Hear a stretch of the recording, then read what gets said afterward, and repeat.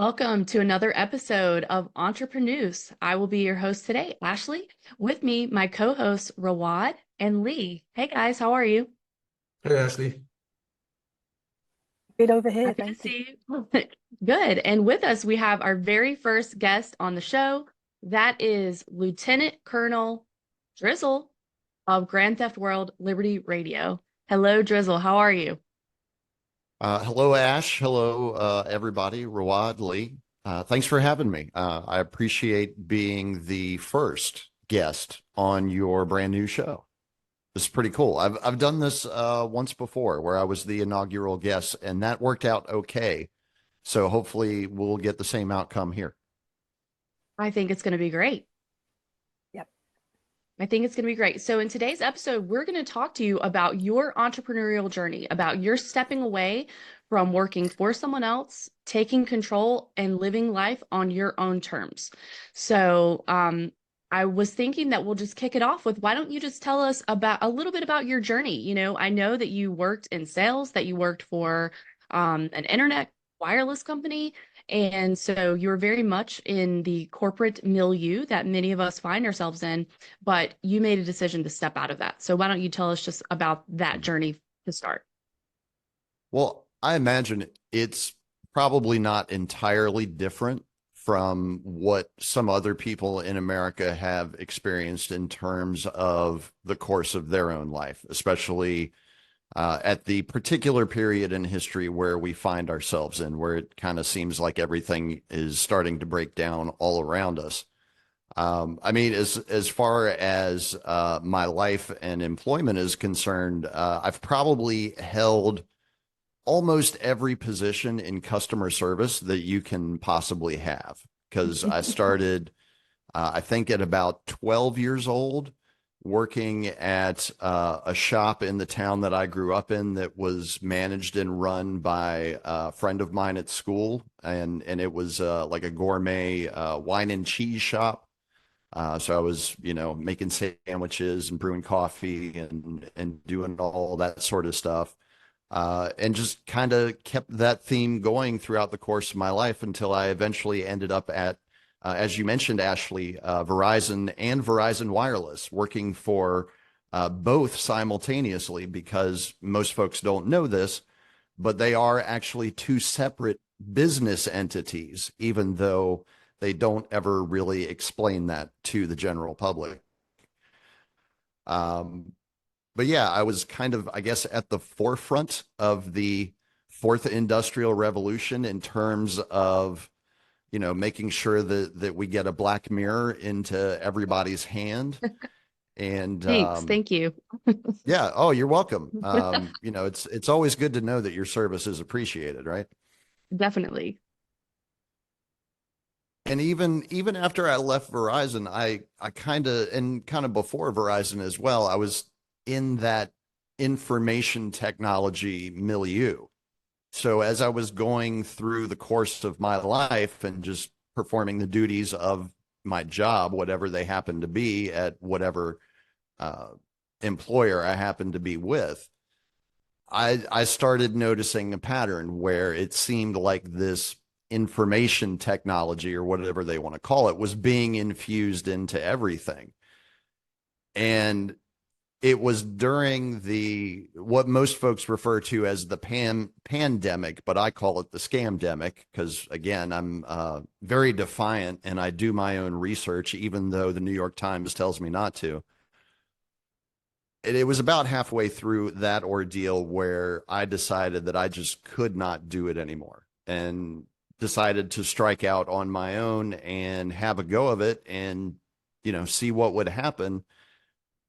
We're about 3 years after the fact at this point. So far, so good. But I can't ever see myself going back to the life that I used to live, right? Where I would be working for somebody else, let alone a nameless, faceless corporation, and having to deal with, all of the constriction that comes along with that, all of the things that they place upon you just in order for you to be able to collect a paycheck. Again, Not even talking about fulfilling the duties of your job, just being able to collect that paycheck, because fulfilling your duties is a completely separate issue with most employers. It's been, I have to say, it's been an interesting journey thus far.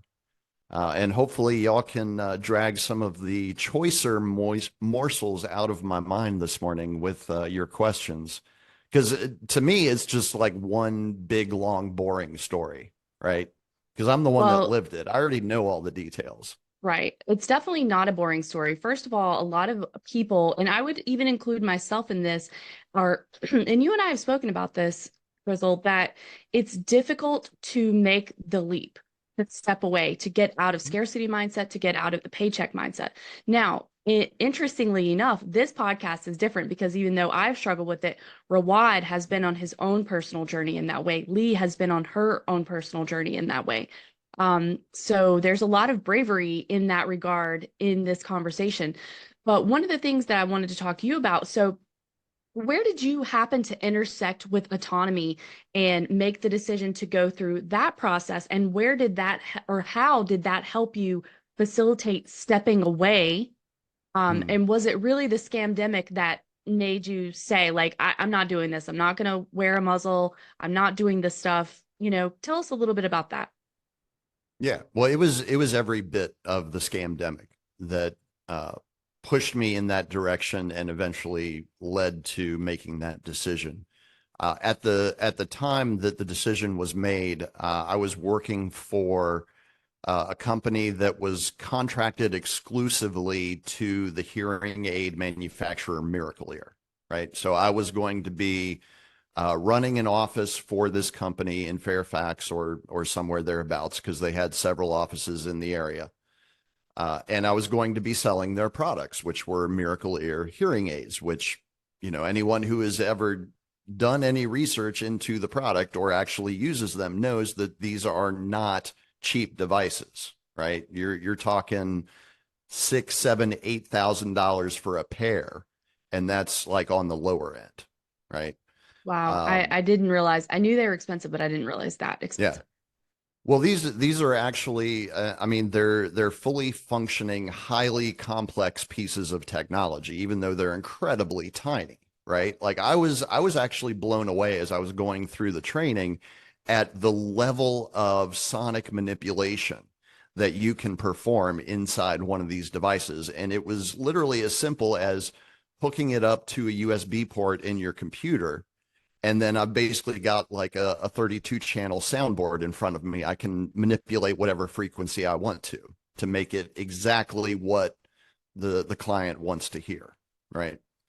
Um, as I was going through that process of learning the technology, learning the sales process with the company, which I actually thought I was going to enjoy doing this as a job, just based on that part, going through the training. As I got towards the end of the training, I started noticing more indications that apparently the management style of this particular company, and I'm not going to bother naming the company so they don't have to worry about being called out, but I started noticing that the management style was very heavy handed because it seemed like as I was getting closer and closer to actually taking over my own office, there were more demands being placed on me as an individual and how I choose to conduct myself in my business, right? Which is not what I had been used to over the course of my sales career. Whenever I encountered that type of situation, it usually ended up leading to conflict with whoever it was that was immediately supervising me, we'll say, even though I really never needed a whole lot of supervision in my sales career. So I could kind of see the writing on the wall at that point. And I was like, all right, this is a pattern that keeps presenting itself. So it seems like the only reasonable way to prevent this from continuing in the pattern that has been demonstrated up to this point is to remove myself from that situation where I'm going to have somebody over top of me telling me how to do this, how to do that, how to produce the results that they want, so on and so forth. because I never had a problem with producing results when it comes to sales.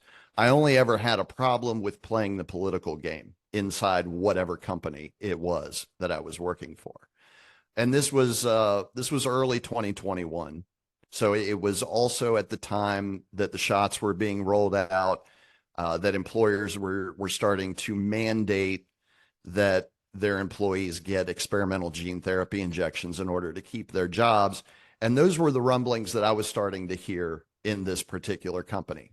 So much like I've done at other times in my life, I was like, all right, I just need to stop doing this and find something else, something that's still going to allow me to do what I enjoy doing, but without having all of that pressure being put on me by who at the end of the day really isn't going to give two shits whether or not I do what they say or not.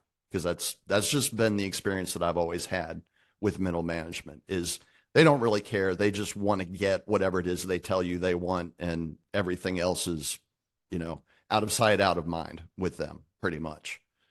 Uh, and that was actually, I made the decision first, and autonomy actually came after because what I my train of thinking at the time was, all right, if I'm going to make this decision, which is probably one of the biggest decisions that I've ever made in my life up to that point, I need to arm myself with the knowledge that I'm going to need in order to make this successful, right? I don't want to be 5, 10 years into it and just be like, well, I've completely exhausted all of my resources, so now I have to go back, right? I have to put myself back into the matrix, which again would be an unwilling decision. It would be done out of necessity, out of survival. I did not want to be in that position. And of course, I'd been listening to Richard Grove for probably a good 6 months up to that point. And everything that I had heard, he's always pitching this idea of autonomy, this project that he had that was, ongoing and growing. And I was like, that sounds like exactly what I need at this particular point.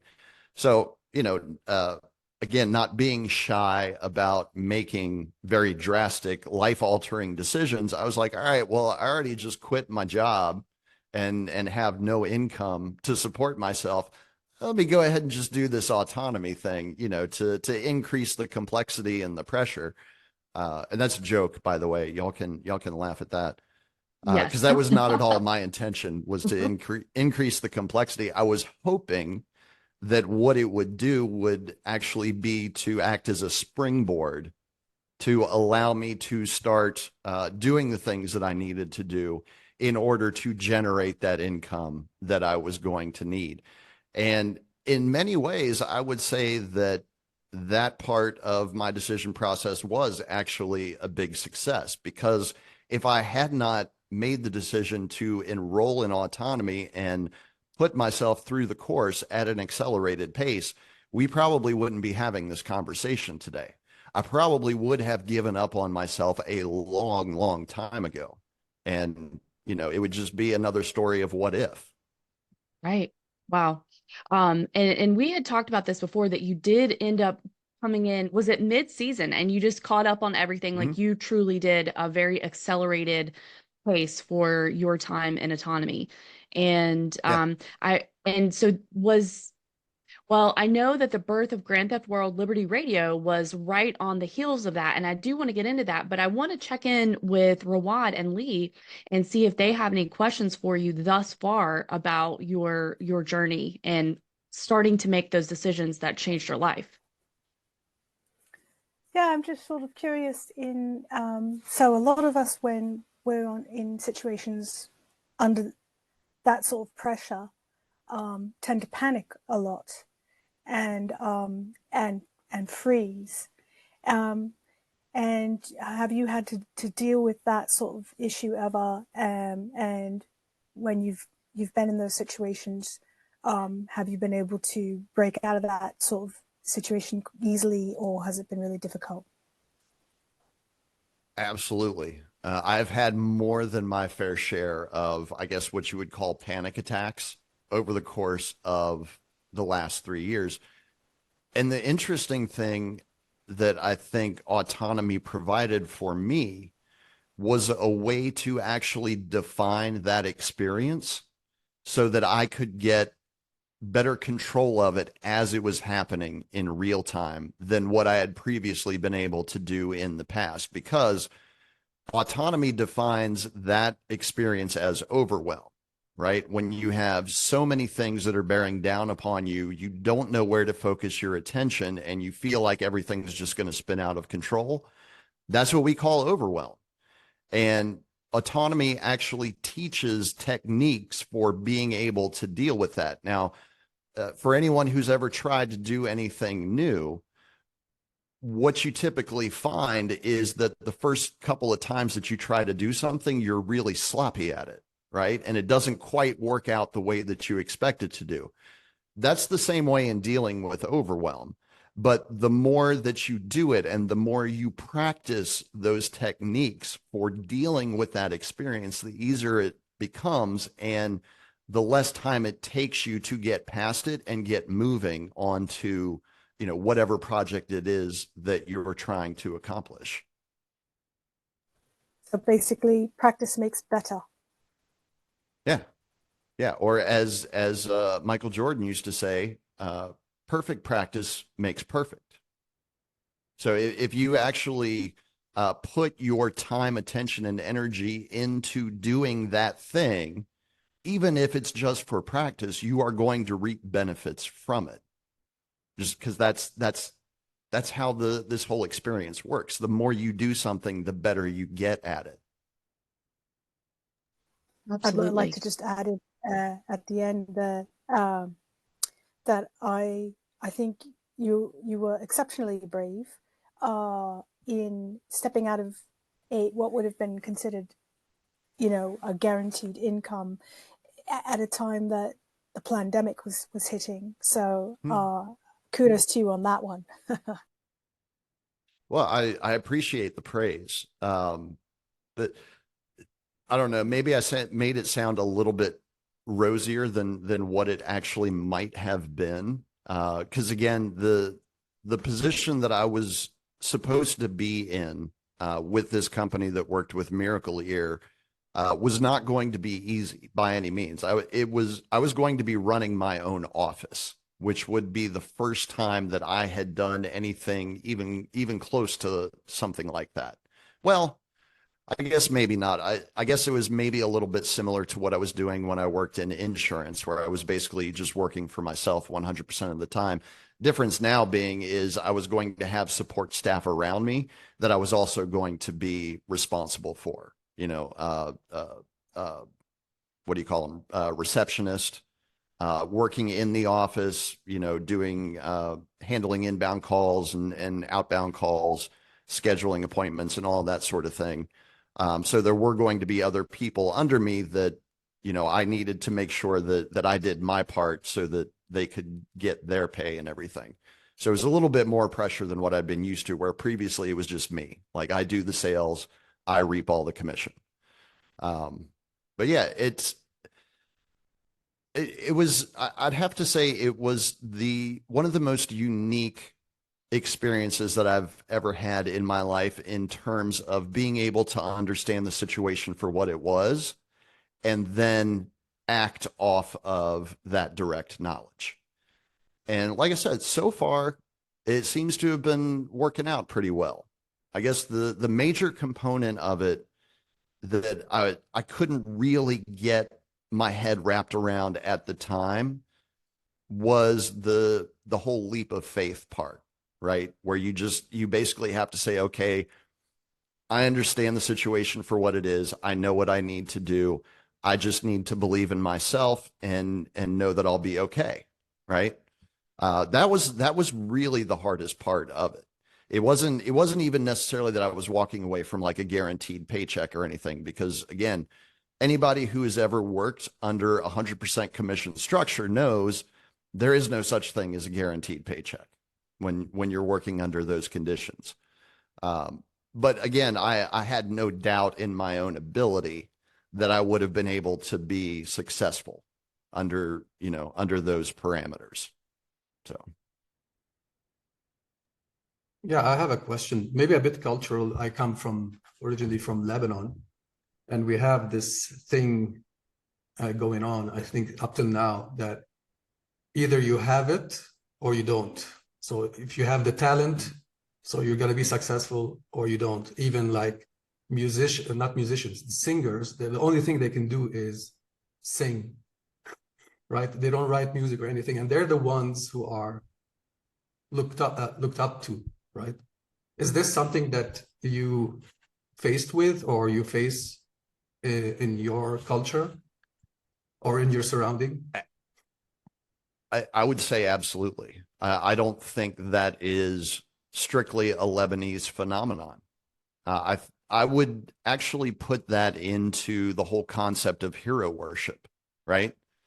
The idea that somebody can only be good at one thing and that they're only going to excel at one thing, and that they should only be revered for one thing, to me, is an incredibly limiting idea. Why shouldn't I be able to be a successful salesman and a rocket scientist? Why shouldn't I be able to be a world famous singer and I don't know, an evolutionary biologist? Like, why do those things have to be mutually exclusive to one another? That's always been my way of thinking since I was very, very young. But again, that's because I was into all different kinds of things. Hold on just a second. Apologies for that. No worries. I was into all different kinds of things when I was a kid. So like it wasn't just that I enjoyed music, or just that I enjoyed acting, or just that I enjoyed, creating other forms of art. I enjoyed all of it, and I did all of it, and I tried to excel at all of it. And even though they try to beat that out of us in the public schooling system, I managed to carry that throughout the rest of my life as well. So that even when I would get into a situation where I felt like I was insignificant and just didn't matter to anybody for whatever reason, because we all get into those moods, I always had something that I could redirect my attention towards in order to help lift my spirits and make myself feel better. When I got into my 40s was when I actually stopped engaging in that stuff. And looking back on it now, like I can see this progression of events, but at the time it was kind of mysterious because again, I was trying to, pursue a career and have a family and all these other sorts of things that we're supposed to have as part of the American dream or whatever. And it wasn't until I actually figured out that it was those other expectations that I was allowing other people to put on me that was actually causing all of the negative self-talk. The why haven't you done this yet? Why haven't you done that yet? And that stuff over time, it's like a cumulative effect, right? It just weighs on you heavier and heavier until, unfortunately, some people just decide to check out. But that's kind of the way our society is structured, right? It's supposed to deliver the most negative influences upon you all the time so that you stay in your place and you don't try to rise out of that place at all. So again, I don't think that's particular to any one culture. Mm-hmm. I think that the different cultures just exhibit it differently. Because again, we're not homogenous. All human beings are not the same, even though we all have similar qualities and similar traits, right? But none of us are going to express those exactly the same way, especially when they start working in concert with one another. So, as far as that goes, and I think I kind of backed myself into a corner I can't get out of here because I don't remember the original question at the point, but it's just one of those things that people have to be able to free themselves of, right?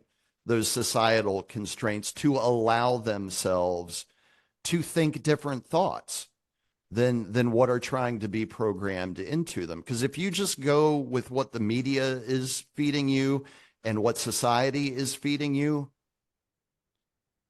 then you're probably going to end up leading a life that you don't really think amounts to much.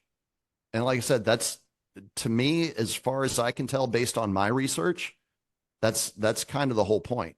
Like, that's the design of it. That's the outcome that it's supposed to produce. Yeah. And what kind of, like, did you get any pushback from family and your surrounding about you going on your own, doing your own stuff? Oh yeah. Oh yeah. And I still do.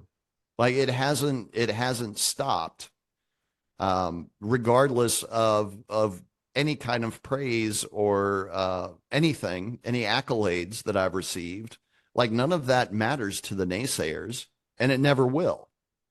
Like, those are the crabs in the bucket. The people who are telling you that you're never going to be able to achieve your dreams, that it's not possible, that the conditions aren't right, whatever it is, whatever discouragement it is that they want to offer you because, they're feeling crappy about their own situation or whatever their motivation is, none of it's real. None of it matters unless you think it does. And that's the whole point. It really is all about your mindset and how you allow negative influences to affect that.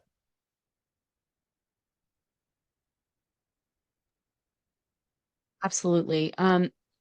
So, and I think that you have made a lot of really good points, and it's really relevant to your journey because basically you made a decision to not let the societal constraints or societal, like you said, the whole point of like the fear that is installed, the idea that you can only be good at one thing, the idea that you can't learn new things and transform your life, you were able to shed that, glass dome is sort of what I call it. Because we don't always know that it's there, right? Until you start becoming aware, until you start getting educated instead of indoctrinated. Um, so so we got to a transformative part of your life. You're making the decision to step away and you go into autonomy, but how do you decide what you're going to do? How do you decide what your pursuit is and you're going to go all in? How does Grand Theft World Liberty Radio come into fruition in all this? I honestly, I would say it was by accident. Yeah.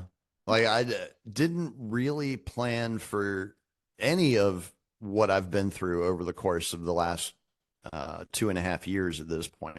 Wow. And I kind of can't even believe it's been that long already.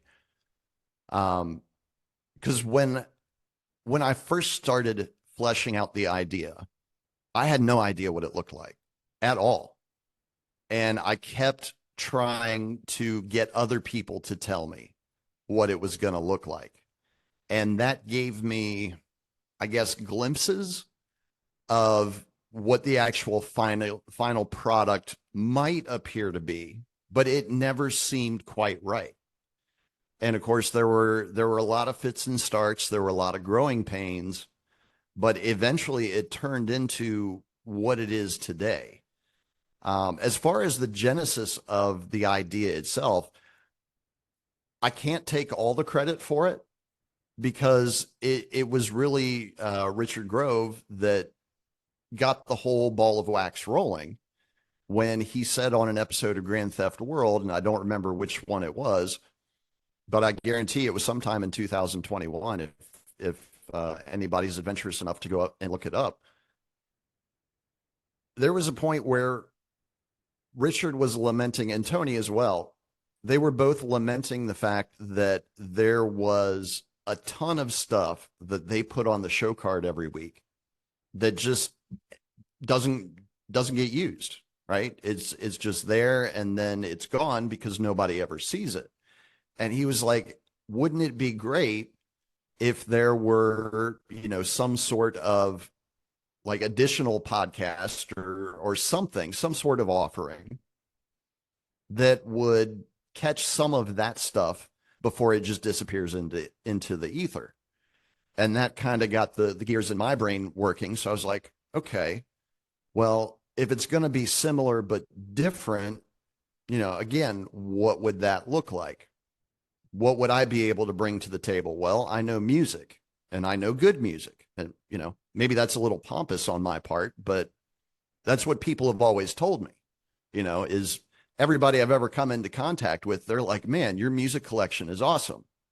I'm like, all right, well, let's start sharing that with the people. But half of that is from people that are just going to tell you to comply. So that's not going to work. I'm going to need to go and find more liberty oriented music, right? More people who are talking about things like freedom and self determination and, all of the values that we were told that the United States was founded upon, right? So I started doing that. And, as often happens in life, events occur, one thing follows another. And the longer you stay doing something, the larger it gets typically, and the more complex it gets, and the more people it reaches. Because again, if you just start doing something and you just keep doing it for a decade, you're going to reach people. Like, it's inevitable. It can't not happen unless you just stop doing that thing, whatever it is. So it started with that idea that came out of Richard's head. It infected my brain, and thereby infected the brains of many other people who have contributed throughout the course of the last 2.5 years. You're one of those people, Ashley. And now it is this thing that we call Grand Theft World Liberty Radio that, as far as I can tell, is about to get out of my control as far as growth is concerned. I can see that it's reaching that point where we're going to hit that what do you call it, critical mass, where what I think it is going to be essentially meaningless, and it's only going to be what the audience thinks it is. So I'm not sure I actually answered the question, but You did answer the question, and I wanted to turn it over again to Lee and Rawad. And I will also say that these are two musically inclined people. As you know, unfortunately I'm not musical. Everybody knows that, but they both are. They appreciate good music. So I wanted to turn it over to them and see if they have any questions. And then I also want to go over just the what your program actually looks like and the concept of pirate radio. But first, let's go to Lee and Rawad. I have a follow-up question. So when did you, because it was not your idea, when did you decide that, or you knew that, okay, this is gonna be my source of income, and this is what I'm gonna be doing only, and also, did you have any other ideas at the time? oh yeah. Mhm. Oh yeah. Well, because it's not just the show that I do, right? There's also a website that I started right before I got into autonomy, manufacturingreality.org. And I'm not the sole contributor at that website. I have other artists that contribute their work as well. And we're always looking for more people to add to that particular conversation, because I always intended for that to be a platform, right? Not just for me, but for anyone who has a story to tell. Because the important thing to me at the end of the day is the stories that we tell. These are the things that give our lives meaning, right? So I never wanted the website to be just about me. I wanted it to be, for lack of a better term, a group conversation, and not one where we're trying to reach consensus, but just one where everybody gets to lay out on the table whatever story it is that they choose to tell. And no more story would be any more valid than any other. It's just they all exist simultaneously, and it's basically a big vault for people to go and check out. Maybe you resonate with some of the things, maybe you don't resonate with others, whatever. Take what gives your life meaning and leave behind what doesn't. To me, that's the whole point of art to begin with. Damn it, and I sidetracked myself again. What can you repeat the question? When did you know that this is going to be the thing that you're going to focus on? When did I know? Will be your source of income? Well, and I don't I don't necessarily rely on Liberty Radio as my sole source of income either. It does provide me income, yes, but I figured out very early on, I would say it was late spring or early summer of 2020. I remember sitting and having a conversation with my now ex-partner at the time, and I was like, the world is being transformed. Whether we want to admit it or not, we are going to be living in a different reality very shortly. And the things that we used to do in order to survive in this world aren't going to work as well as they used to. So we're going to need to come up with different strategies, different solutions. One of the things that I identified very early on was relying on a single source of income is going to be a good way to get yourself killed in this new world, because the hoops that they are going to come up with for people to jump through in order to just collect those paychecks is going to get increasingly more ridiculous as time goes by. And I think we've seen that. So I decided at that time, and this was long before I had heard about Richard Grove, long before I knew anything about autonomy, obviously long before Liberty Radio was even an idea. I figured out I have to, one way or another, I have to develop multiple streams of income. Because again, relying on that one stream is just not going to work anymore. And that was kind of an epiphany that I had as a result of being laid off of work when they did the whole national lockdown thing, right? I was out of work for, I want to say it was about 2 months, from March to May of 2020. Now I was collecting unemployment because that was the deal that the federal government made with all of the states, right? But again, I was in a position where I had all this free time on my hands suddenly, where I hadn't had it previously because I was spending, 8, 10, 12 hours at work a day. And it gave me the opportunity to begin thinking about these things where previously these subjects wouldn't even have crossed my mind.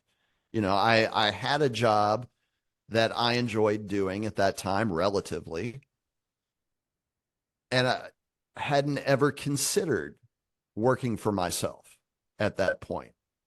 So I think in a lot of ways, what has been forced on the population over the course of the last 4 years, while it has had many, many negative effects, it's also had a lot of positive effects for individuals like me, because it gave us that time that we didn't have previously to be able to consider these things. What do I really want to do with my life? Is what I'm doing actually making my life worth living? Is it providing me with meaning? The world that we inhabited in the before times didn't really allow for that, because it was minimum 40-hour work week. Maybe you have to throw some schooling in there. You probably got kids. You probably got all sorts of other obligations that you have to direct your time, energy, and attention to. And then when the scamdemic came around, it was like everything just stopped. And some people decided, well, I'm just going to self-medicate and sit in front of the TV the whole time, which I did for a while. I'm not ashamed to admit that. But eventually I got to the point where I was like, no, things need to change. This is not the life that I want to live. And so from that point on, I very slowly started building that life, the one that I did want to live. And that life included multiple streams of income. Now, does it pay the bills 100% of the time, every single month? No, it doesn't. There are times when I struggle financially, just like everybody else does. But I guess the better part of it now is that I have the confidence and I feel like I have the resources to be able to solve that problem a hell of a lot quicker than I had been 5 years ago when I was just collecting a paycheck. Yeah, and that was a very good question, Rawad, because I did think that Liberty Radio was your your main, well, I know it's your main, but I thought it was really your own thing. So if you could share with us, what are some other things that you have done to try to diversify your income stream? Because that's a very good point um, for what entrepreneurs may want to consider. What skills do they have that would be able to allow them to do that?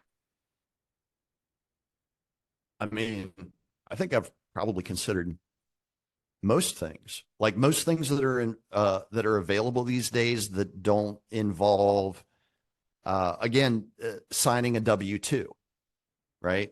There are all sorts of contract gigs that people can do that are available on the internet that will pay you cash money, right? That don't involve being under somebody else's yoke necessarily, meaning you're not signing, you're not, filling out the tax forms with them so that they can take money out of your paycheck and send it to daddy government, who's then going to do whatever the hell they want with it. There's I think there are actually more opportunities now that everyone is being transitioned to online work as opposed to in-person work than what we saw previously. But that doesn't mean that those opportunities didn't exist before. They were always there.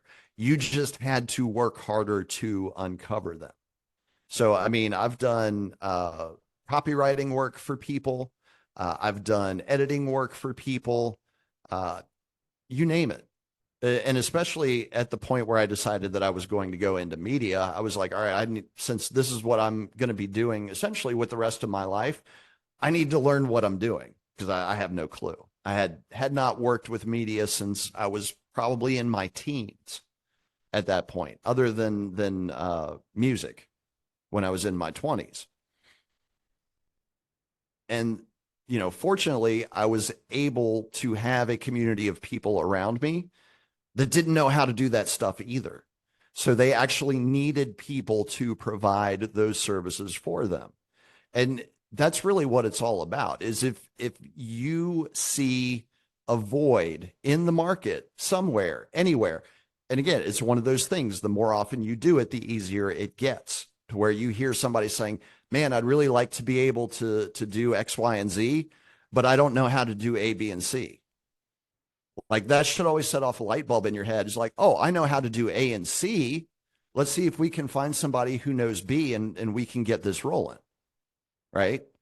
Like those opportunities are everywhere all the time. You just have to be able to recognize them when they cross your path. And sometimes you have to put yourself out there and be like, hey, I'm looking to do this, but I don't have any projects to work on. Has anybody got anything that they need help with? Oftentimes it's just putting yourself out there and putting the intention into the world that this is something you want to do. It may not happen immediately. It may not come to you the next day or tomorrow or the next week, but it will come your way eventually if you keep focusing on it. That's kind of how this whole reality thing works. Where you direct your attention is what you are going to end up creating in your life. I have no question of that whatsoever. Wonderful. Okay. Rawad, Lee, do you guys have anything before we move on? Because there's more to this thrilling story, I promise you that.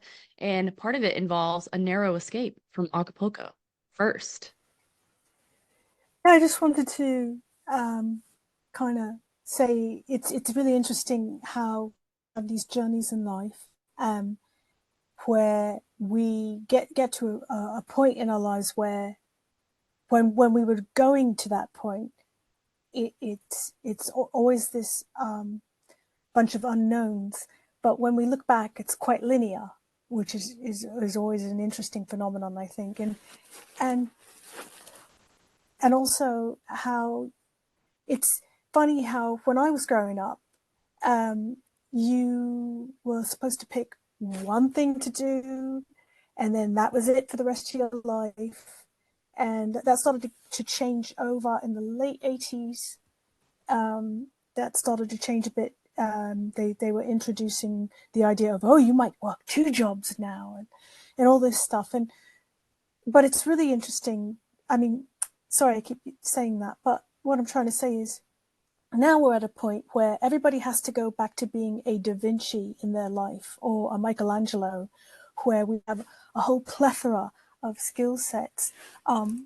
Once in around 2006, I was sitting in my flat and I was thinking about how myself and a neighbor of mine, both of us had a plethora of skills, and how most of the people on the block probably didn't have that, and how she and I should have been the wealthiest people on the block, but we were actually the poorest people on the block. And I thought that was really interesting, as opposed to people who were working down, doing work for Silicon Valley, just going down doing whatever their programming job for the day, or whatever kind of dystopian sort of functions that they were performing. And so it's kind of an interesting time that we're in, that where we've come to a point in human history where we're in this interesting tug of war where technology can completely be used to overwhelm and enslave us.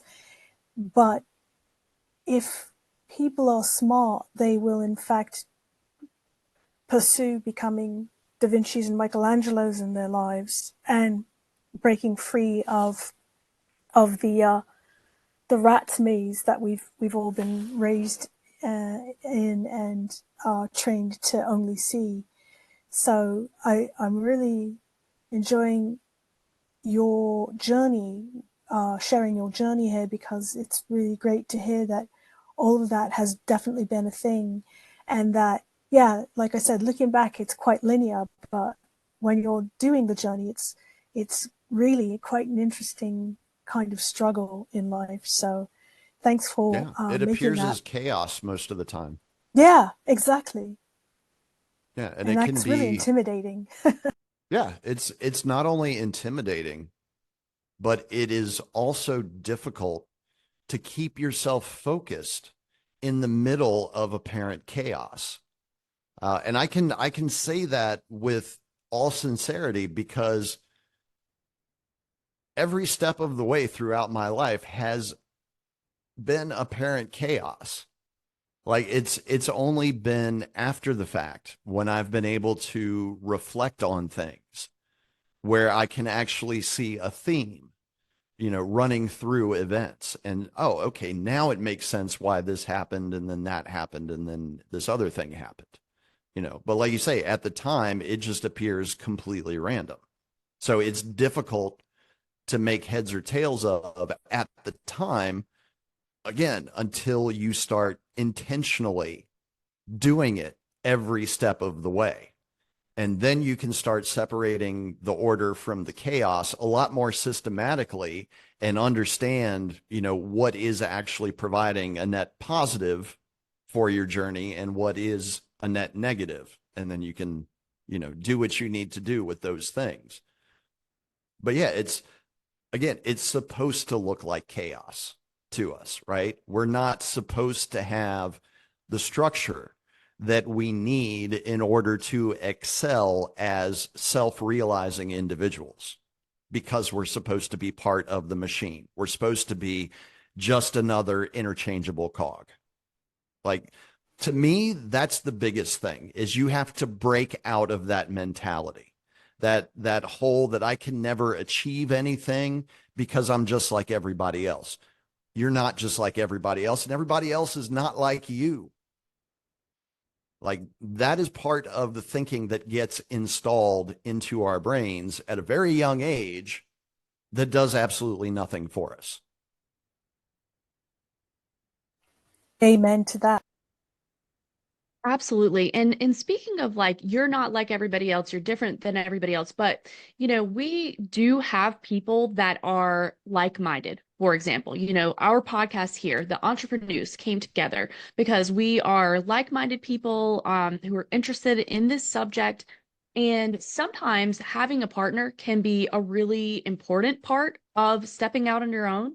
But sometimes that's not the way that that it works out for people. It doesn't work out for everybody to do that. So, what do you have to say about selecting a partner, starting a project with a partner?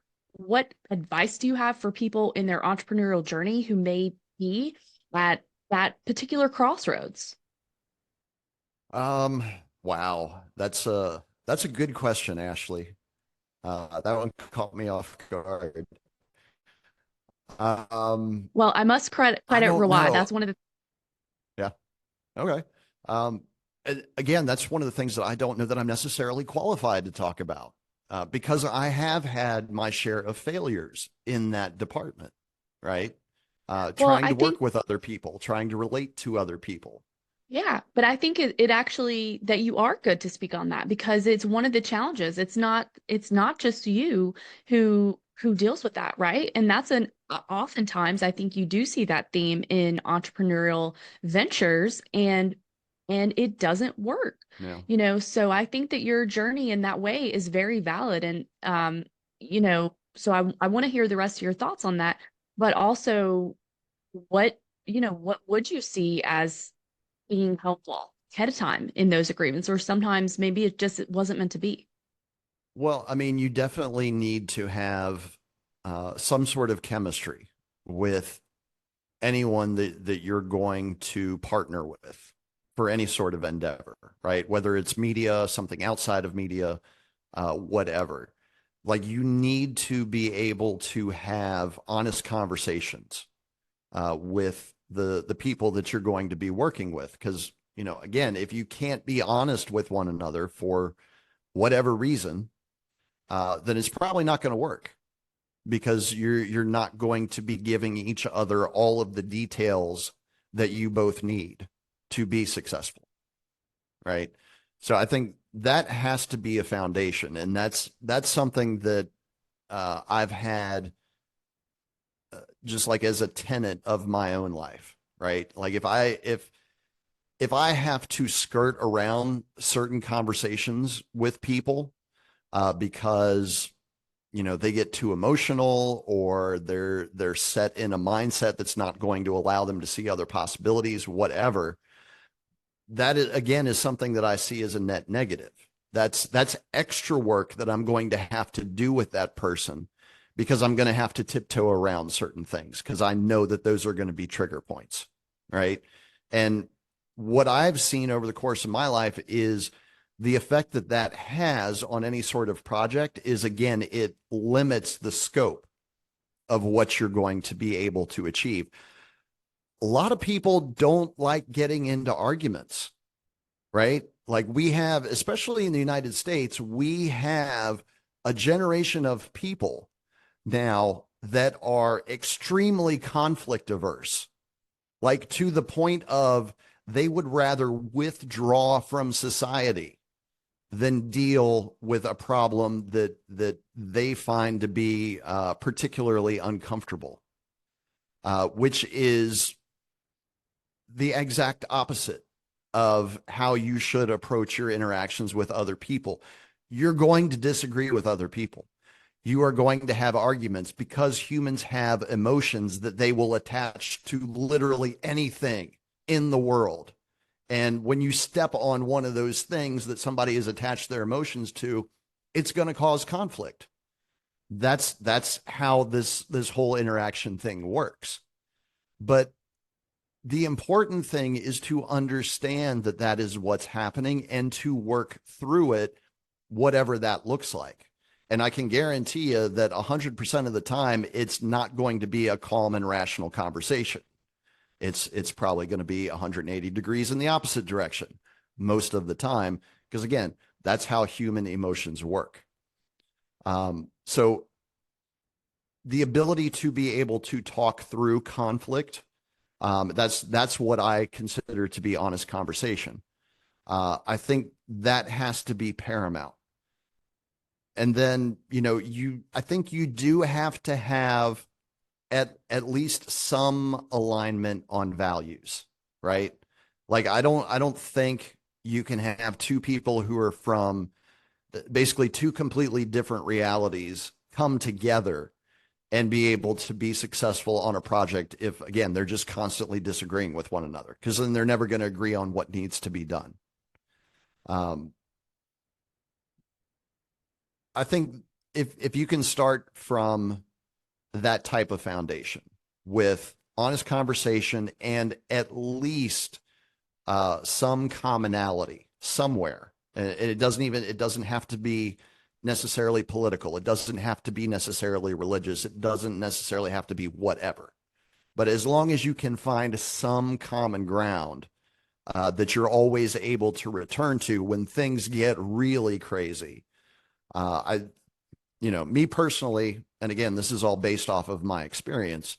I think those are the things that are going to help you more so than much of anything else.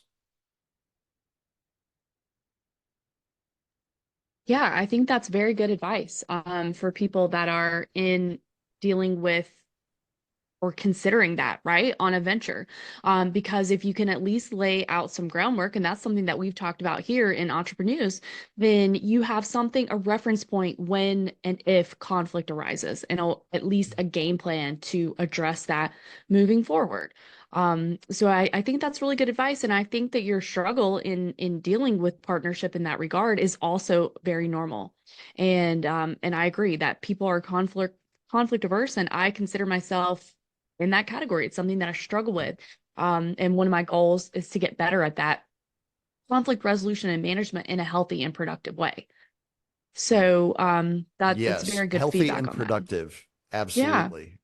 Because anyone who's spent any amount of time following me on social media knows that I am not conflict averse. And I credit that to growing up in a house with one fully formed narcissist and another budding narcissist. So conflict is nothing new to me, but the dealing with it in a healthy and constructive way certainly is.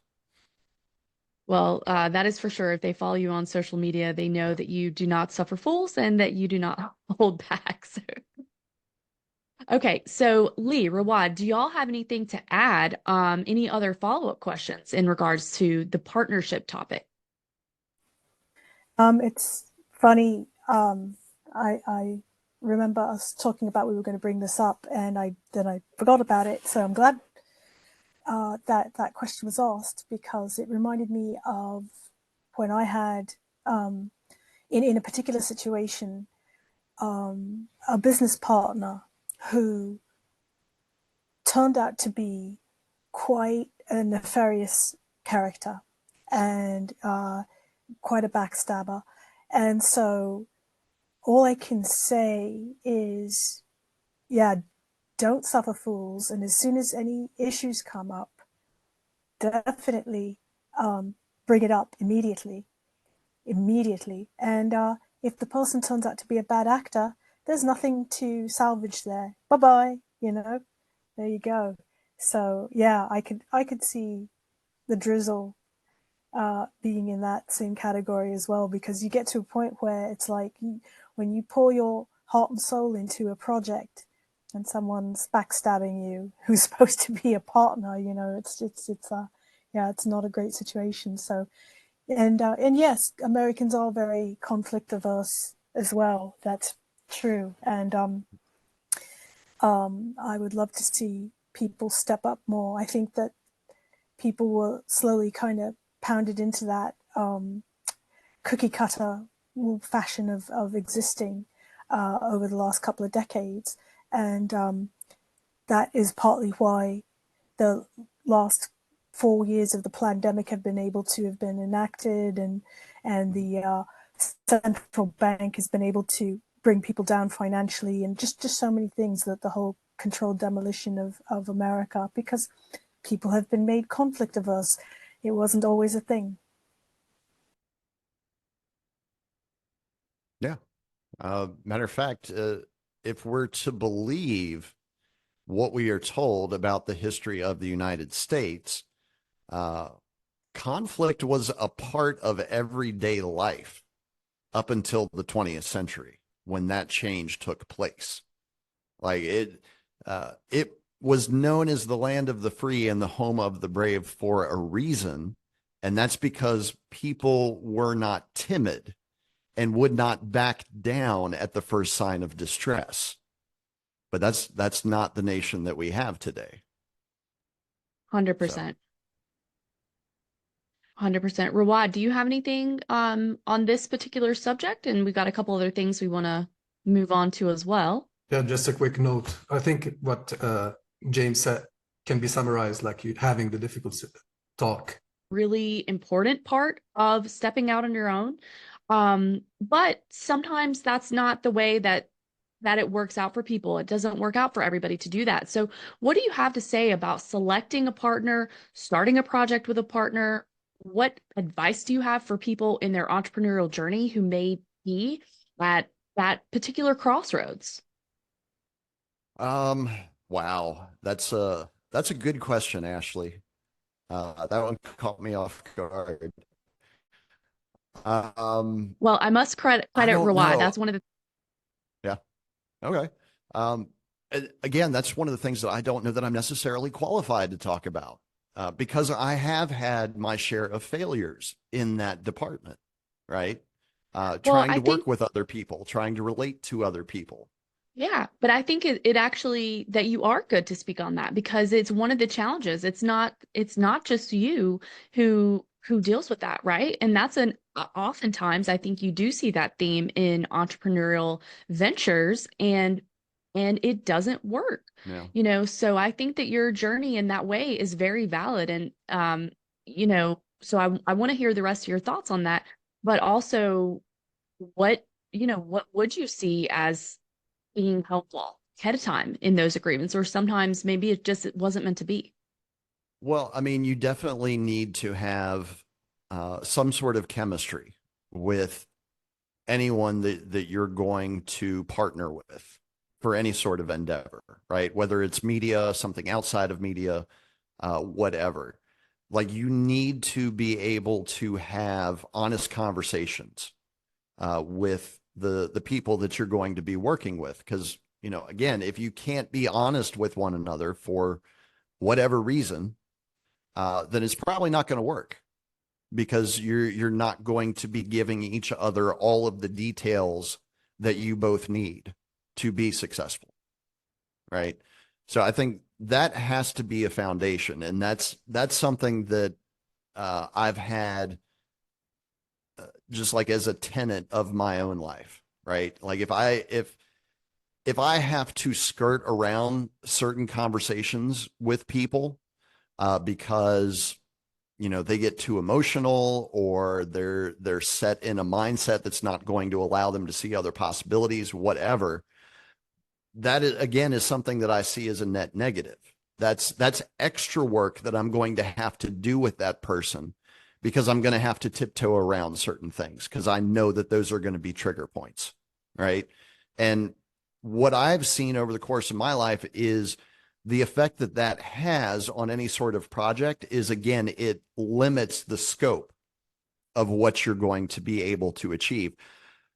A lot of people don't like getting into arguments, right? Like we have, especially in the United States, we have a generation of people now that are extremely conflict averse, like to the point of they would rather withdraw from society than deal with a problem that they find to be particularly uncomfortable, which is the exact opposite of how you should approach your interactions with other people.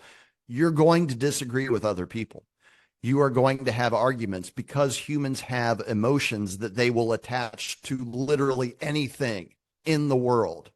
And when you step on one of those things that somebody has attached their emotions to, it's going to cause conflict. That's how this whole interaction thing works. But the important thing is to understand that that is what's happening and to work through it, whatever that looks like. And I can guarantee you that 100% of the time, it's not going to be a calm and rational conversation. It's probably going to be 180 degrees in the opposite direction most of the time, because again, that's how human emotions work. So the ability to be able to talk through conflict, that's what I consider to be honest conversation. I think that has to be paramount. And then, I think you do have to have at least some alignment on values, right? Like I don't think you can have two people who are from basically two completely different realities come together and be able to be successful on a project if, again, they're just constantly disagreeing with one another, because then they're never going to agree on what needs to be done. I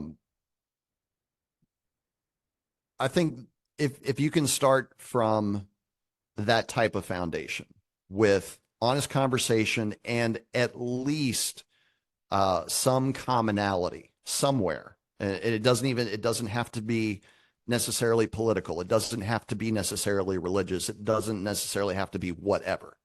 But as long as you can find some common ground that you're always able to return to when things get really crazy. Me personally, and again, this is all based off of my experience. I think those are the things that are going to help you more so than much of anything else. Yeah, I think that's very good advice for people that are in dealing with or considering that, right, on a venture.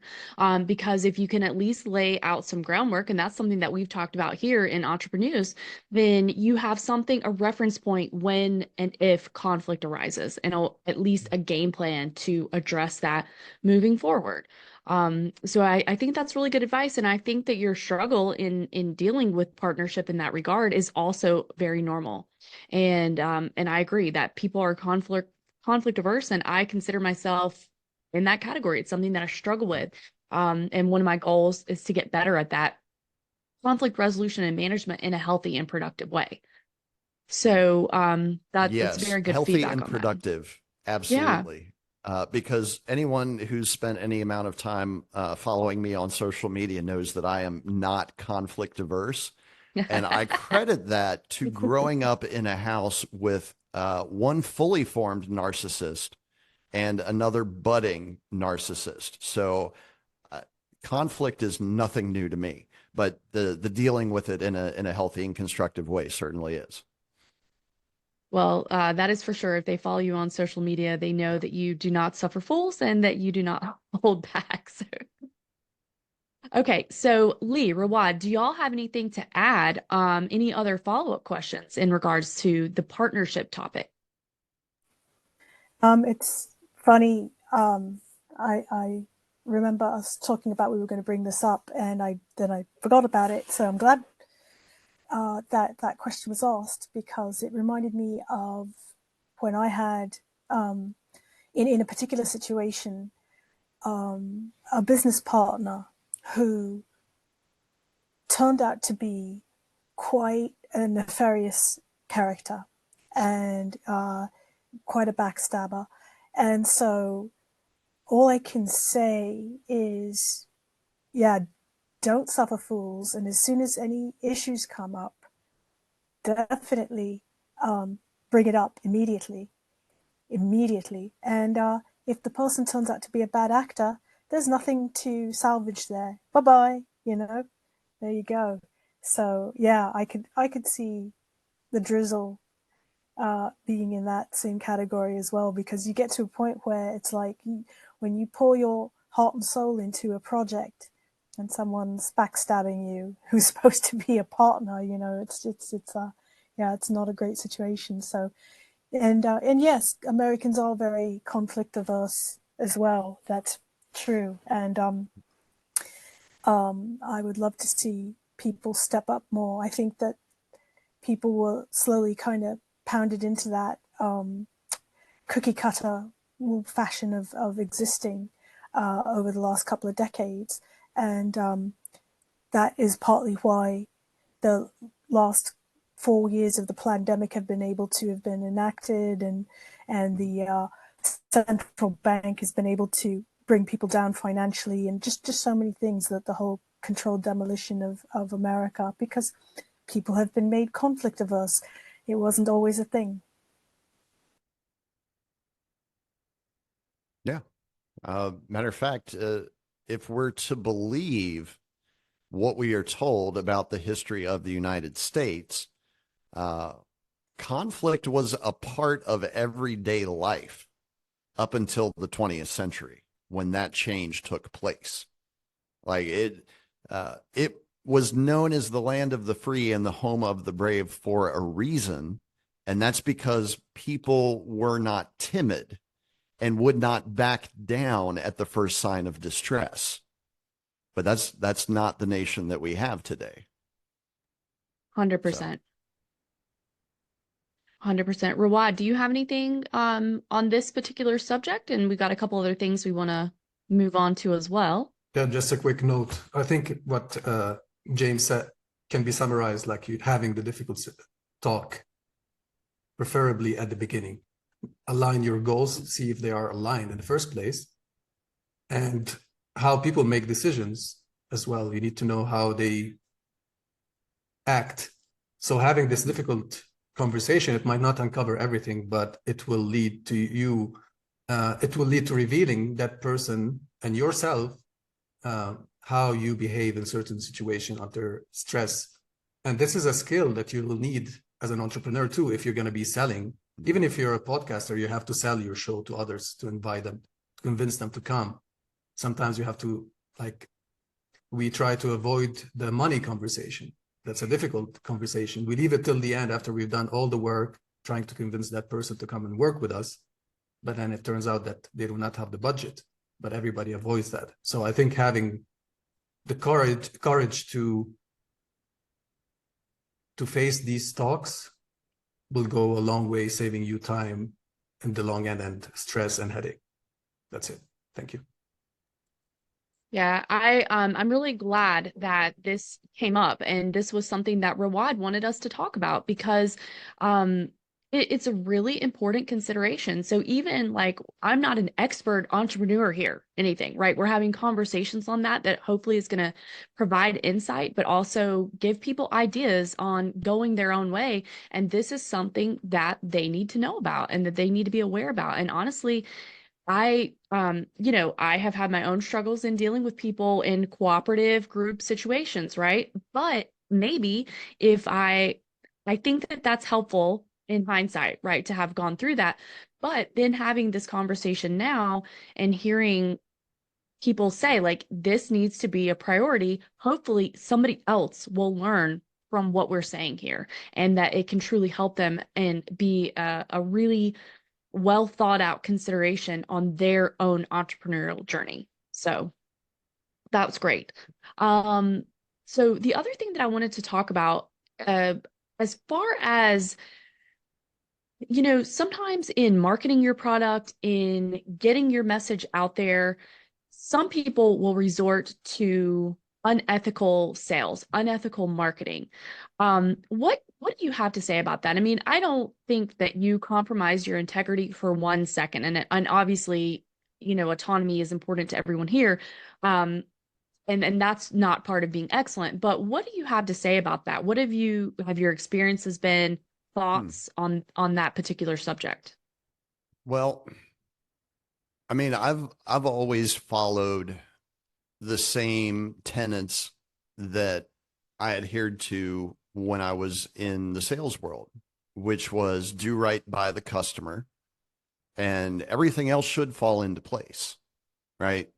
If you've got a good product and you know that your product is good, if you're not convinced that your product is good, number one, you're not selling from a place of integrity to start with. All right. So you get a good product, you learn it backwards and forwards so that you can answer any question that may arise at any point. That also gives you confidence, by the way, because you know what you're talking about, right? And then the third step is do right by your customer. If your product is not a good fit for your customer or client, some people prefer the word client, then don't sell it to them. Or maybe it's not a right fit for them now, but it will be a good fit for them somewhere down the road. Like you should never sacrifice a relationship with a client because you don't think they're ready to buy. And again, this is something that Richard preaches, right? Sales is not about doing something to someone, it's about doing something for someone. And I figured that out very early on in my sales career, which is probably one of the reasons why I was able to go through the course so quickly. Because a lot of what Richard teaches in terms of how to sell ethically, I already knew because I had already been doing it for decades. And it was probably coincidentally also the reason why I had so many different sales positions with so many different companies, because I would never compromise in order to make a sale for the company and do wrong by the customer. So, you can imagine how well that goes over with upper management. I just sidetracked myself. Can you bring me back? Yeah, we'll bring it back.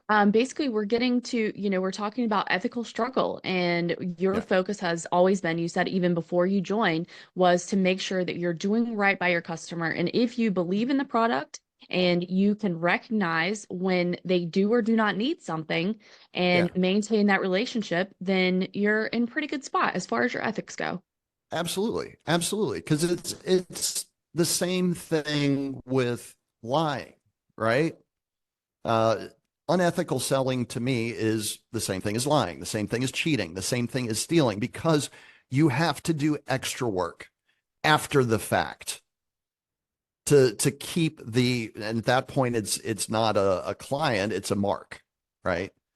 You have to do extra Yes. work to keep the mark happy because Yeah. they're going to start uncovering all the stuff that you weren't truthful about, and then you're going to have to chase your tail to try and nail that down, and then something else is going to crop up and you're going to have to nail that down.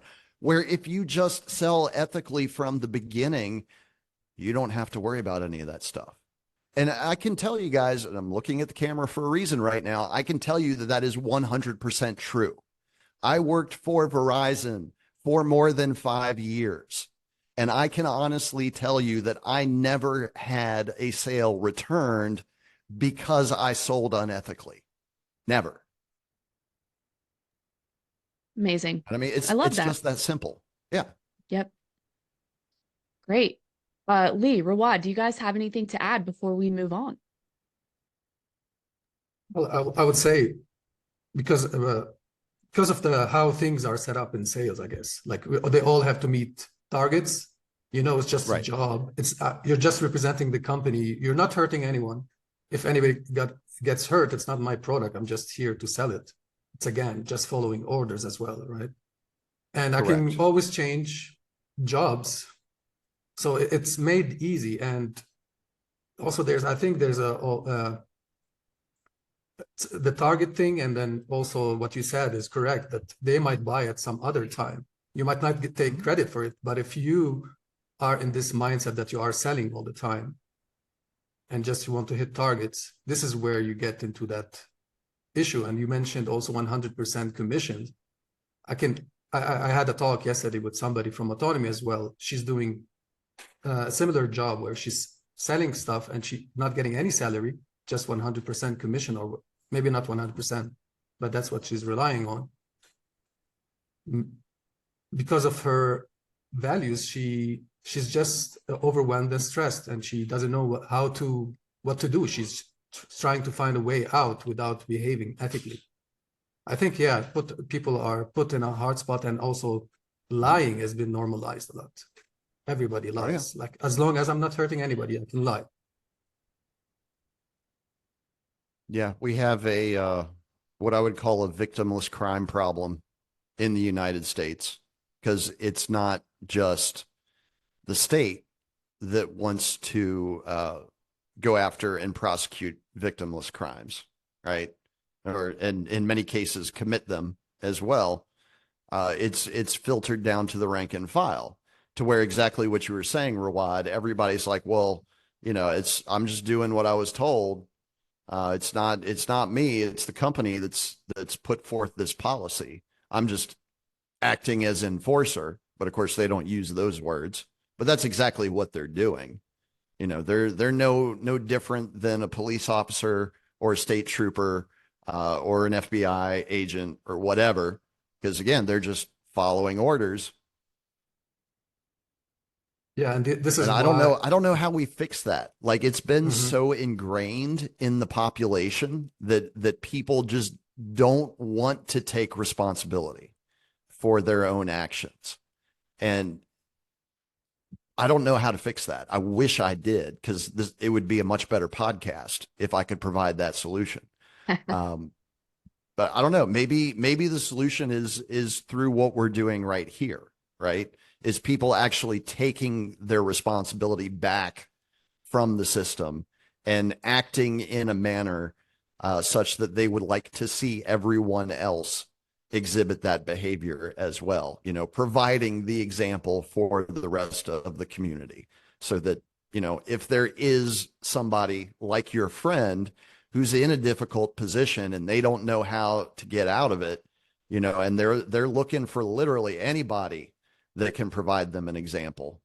Um, you know, maybe that is how we do it slowly over time, one person by one person. Yeah, yeah. I think this is something we wanted. It's going to be up next, discussing the definition of success, because as we have uncovered now that everybody has targets and it's all rewarded financially. Everybody's going after the money, and we started the podcast as a kind of, it's not a reaction, but in mind, looking at what's on YouTube and all these channels, it's glorifying the 10,000 a month, 20,000 a month, six-figure, seven-figure. That's what you see on your thumbnails in your feed all the time. So Ashley, I'll turn it on to you, I guess, to ask the question. Well, yeah. So what is your definition of success, right? Because as Rawad was saying, and that was part of his ethos in coming up with the idea for the show, is that, it's about much more than splashy, flashy Mhm. headlines that you're earning big bucks and this is how I did it, right? It's about a lot more than that. So what is your definition of success in your entrepreneurial journey? Not quitting on yourself. That is my definition of success. I don't know if that's going to be the same for everybody else. But the easiest road to failure is just to give up. It really is. I mean, I can't tell you how many times over the course of the last, yeah, we'll just call it 3 years at this point, that I felt like just quitting, just not doing it anymore. Like it's gotten too hard, it's gotten too complex. It's going to take too much time. You know, I still to this day have all of that same negative self-talk that I had 3 years ago. I just don't listen to it anymore because I know what it is. Right? You It's recognize the it. thing that's yeah, it's the thing that's going to keep me from achieving success. So, you know, when I find myself in those moments, and I would think that that's an experiment that, or not an experiment, an experience that we can all share a little bit of commonality with. I stopped listening to it. You know, anything that has an apostrophe T attached to it, I just don't give any credence anymore. Because all I know is I know that it's just trying to keep me from doing the thing that I want to do. And I don't see any reason why it should anymore. So I just don't listen. Yeah. I love that. And so basically to you have gone through adversity. I know this over these last 3, 4 years, right? And you made that decision to not stop, even when you didn't feel like it, even when you weren't feeling good or this happened or that happened. The decision was made for you to keep going, and that's what you did. And that's how you've gotten to where you're at with your show. Yeah. I'm 100%. Like I could not put it in a brief synopsis any better. Because again, Well, thank if you. I don't do the things over the course of the last 3 years, There is no Liberty Radio. And like I said before, we're not having this conversation right now. So, I mean, Right. it's literally that simple. It's choosing a focus and then working on it every single day, even when you don't feel like it, right? Even when Simple. everybody is telling you that it's the wrong thing, but you know it's Yeah. the right thing. Yeah. Simple, not easy. Yeah. Yeah. Nothing worth achieving is ever going to be easy. And if you can't get your head wrapped around that, I don't know, maybe this isn't the place for you. Very well said. Very well said. So, and one more thing before we get to escape from Acapulco, we wanted to talk about your tools as an entrepreneur. Can you do a screen share today, and show us like what does your workflow look like? If not, that's okay. If Huh. but Well, let just me see. from showing people what does your workflow look like? What are some of the tools that you use? Things like that. Well, hmm, that's an interesting question. Let me see what I can come up with here. Yeah, whether for marketing or for managing your time. Well, as you can see right now, I'm using Zoom to Yep. talk to all of you wonderful people because that page always comes up. I use my email, I use Rumble, I use YouTube, I use Odyssey. I use all of the media platforms as tools. Some of them I use as weapons because that's the whole thing with a tool is you can go either way with it depending on how you hold it. Um, And Odyssey is the main streaming platform. I mean, that's where mhm. we go for your live broadcasts, and that's like your main focus as far as interacting with your audience. Is that right? That is correct. Yeah. And that was a conscious decision that I made when we started doing the broadcast. Because the last thing that I wanted to have happen is for the platform to come along and just yank everything out from underneath our feet, right? Right. Like I didn't I Yep. didn't want to be at this point 2.5, 3 years in, and then all of a sudden the channel's just gone. Right. Because so many So people in the Liberty community became very reliant on Facebook years ago, the Free Thought Project, for yeah, example, and yeah. their world got totally rocked um, from deplatforming. So I think that's very, very wise to learn from their mistake, really. Yeah.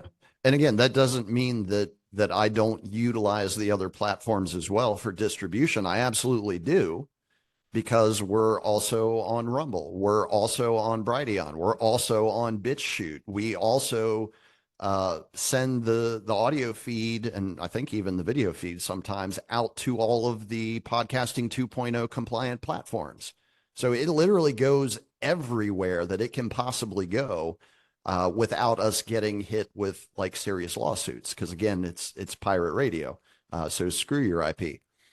Um, but yeah, it's literally anything and everything at my disposal. And how can I figure out how to use it and insert it into my workflow? Because I would not necessarily recommend the way that I put together shows and media for everybody else. I've found a system that works for me, and that's what I would recommend that other people do if they are looking to get into the media game. Try things out, see how they fit, see how you like them. And if they work for you, hold on to them. If they don't, move on to something else. Don't waste your time with a bunch of stuff that's not working for you. Because again, that's another way that you're just going to get frustrated and you're going to generate negative self talk and you're going to feel like giving up is to keep doing something that's not producing the outcome you're looking for. I believe Benjamin Franklin called that insanity, if I'm not mistaken. So what do But you yeah, do that may be unorthodox in your workflow that's a little different than maybe what some other people use? I don't I don't do a whole lot of what's the word I'm looking for? I don't think vetting is quite the right word, but a lot of the stuff that I put onto the air, I don't listen to ahead of time. I don't read the articles ahead of time, if we're covering a news item. I just do it in the moment, and whatever comes out of it comes out of it. Because to me, that's kind of the beauty of creating art, is the stuff that you don't intend to happen that catches Right. people's attention, right? Yeah, the Because again, organic nature of your reaction, your analysis, and your thought process. right, right. Because at the end of the day, all art, all media is about the experience of the person who is consuming it, not necessarily the experience of the person that is creating it, because you can have two different people look at the same painting and get two completely different meanings from it, right? And they can both explain how they got to that point, and they can both be completely valid, and they, again, don't have to be mutually exclusive of one another. Both of those things can be in there, even if they are mutually exclusive.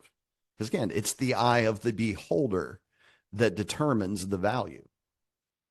So to me, it's more important to do it, especially with something like a property that's going to be attached to Grand Theft World, right? That is going to act in the capacity of a time capsule, along with everything else that it is accomplishing.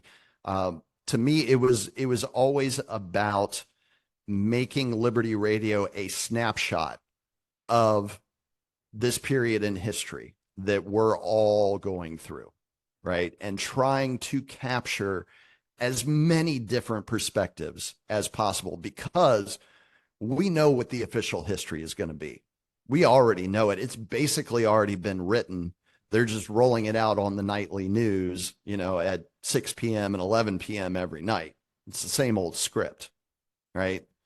So for us as independent creators, to me, the main importance is on capturing that authenticity, right? That whatever it is that is happening in the moment right now, that we're all sharing to one extent or another.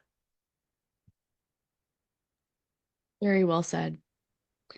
Okay, Rawad, Lee, do you guys have any other follow-up questions on that particular topic?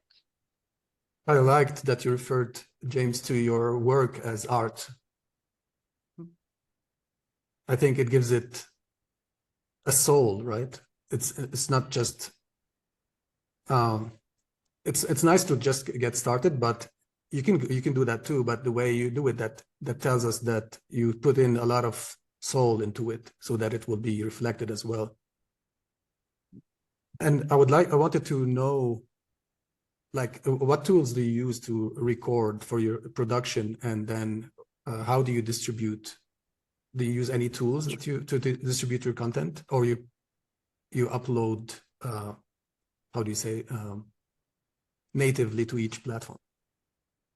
Yes, the latter. I'm still doing it the old school way, where I handle all the distribution myself. I still have not gotten the budget to the point where I would be able to employ the services of like a Matt Raymer at Content Safe, who provides a fantastic product, by the way.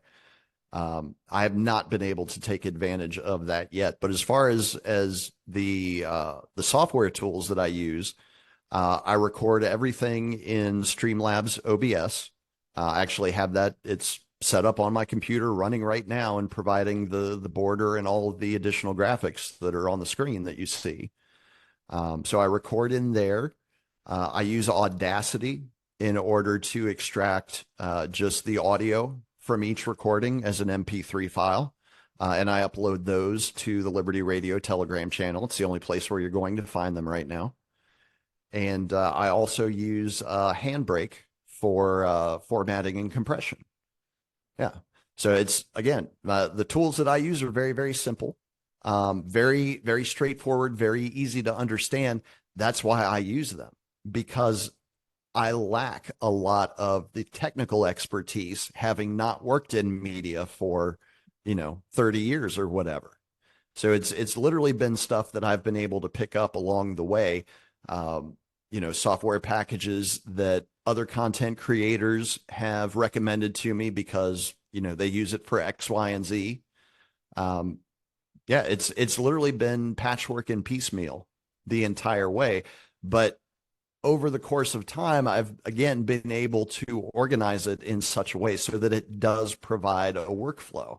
Okay, now that once I'm done with this task, I know I'm going to be going to this software suite to accomplish this task. And then once I'm done with that, I'm going to the next step and so on and so forth. And like that whole process didn't really dawn on me until I started doing the 4 days a week live streaming.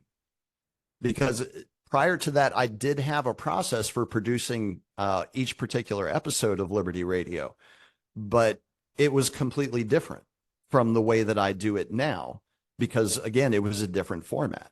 Like I didn't have to worry about getting it right the first time. I could go back and edit to my heart's content. And believe me, there were plenty of times that I did that and that it delayed the release of episodes. And just as time went by, I kept getting more refined and more familiar with those tools that I was using, to the point now where I do hardly any post-production on the videos or even the audio at this point. Basically, when it comes to the audio, I'm just normalizing the waveform and then boosting the volume on it. And that's pretty much it. It takes me about, I don't know, 10 minutes to produce that MP3 file, which is beautiful. Before it would take me 4 hours to edit a 1 hour interview to the point where I thought it was ready for other people to consume. So the tools themselves, I don't think are necessarily as important as how you use them, and maybe specifically how you employ them to increase your own efficiency so that you can continue to do more, right? Because for me, at the end of the day, it's about being able to do more than what I did yesterday. That's, again, another one of the ways that I measure success. If I've already mastered this one practice, whatever it is, then it should take me less time the next time I do it.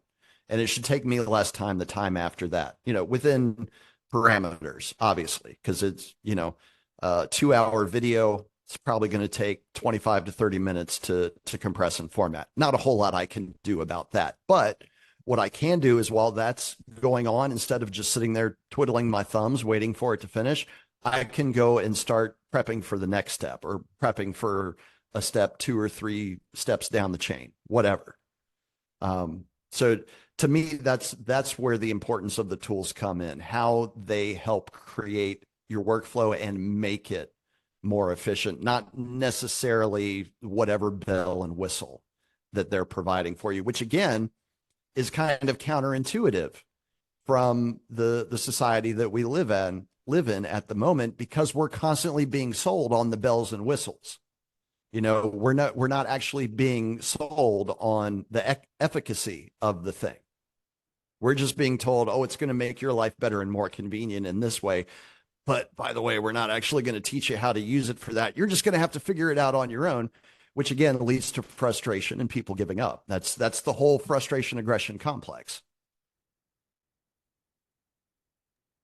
And I think something else that I want, that I noted here is that you didn't have a perfect process when you started this project. You didn't have 4 days a week streaming. You didn't have all of these things. But what you did have was, like you said, yourself and your desire to not quit on yourself with the goal of this project. And then it has grown and grown and grown organically in reach, but also in how you have streamlined the process and made the tools work for you. Even not being a tech expert, as you said. Oh yeah, I'm far from a tech expert. Like I'm closer to boomer tech than I am tech expert. Which I'm not a Okay, boomer, by the way. Nobody right. gets to call me that. Nobody's gonna call you a boomer, I promise you. Okay, guys, do you have anything else in regards to that, to tools and utilizing and the process that you create? And if we're good there, then okay, we're going to move on. So, you have been very generous with your time. I don't want to take up too much more of your time, but what I do want to do is tell people, as Paul Harvey would say, the rest Uh-huh. of the The story. rest of the story. The rest of the Yeah. story, because we left you, you're in the United States, you had walked away from your job, you had gone through autonomy, you decided on this project, but there's more to that story. You ended up making a big Oh, move, which yeah. also Lee and Rawad have both done. They have moved countries to change their life, and it's not easy. So tell us about what you did and everything that you care to discuss about Acapulco and escape from Acapulco. Oh my. Well, yeah, there was a point in 2022 where I came to the understanding that everything that had tied me to the area that I grew up in, which was the DC metro area in Northern Virginia, I had no more ties to that area. I'm not married. I don't have any kids. And my mother had just died from cancer.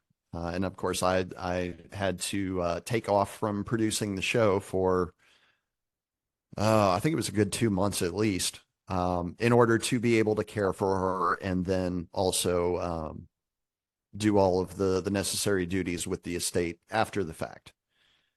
And it was while we were getting the estate settled, we being my sister and I, because we were listed as co-executors in the will.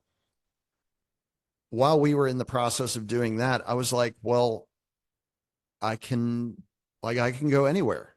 I can do whatever I want to do. I'm not tied to a particular location, and the work that I'm performing is not tying me down either. I can do that from anywhere in the world. So I had to figure out where I wanted to be, because where I was living at that time was not going to be available within about 4 to 6 weeks because we were selling the house.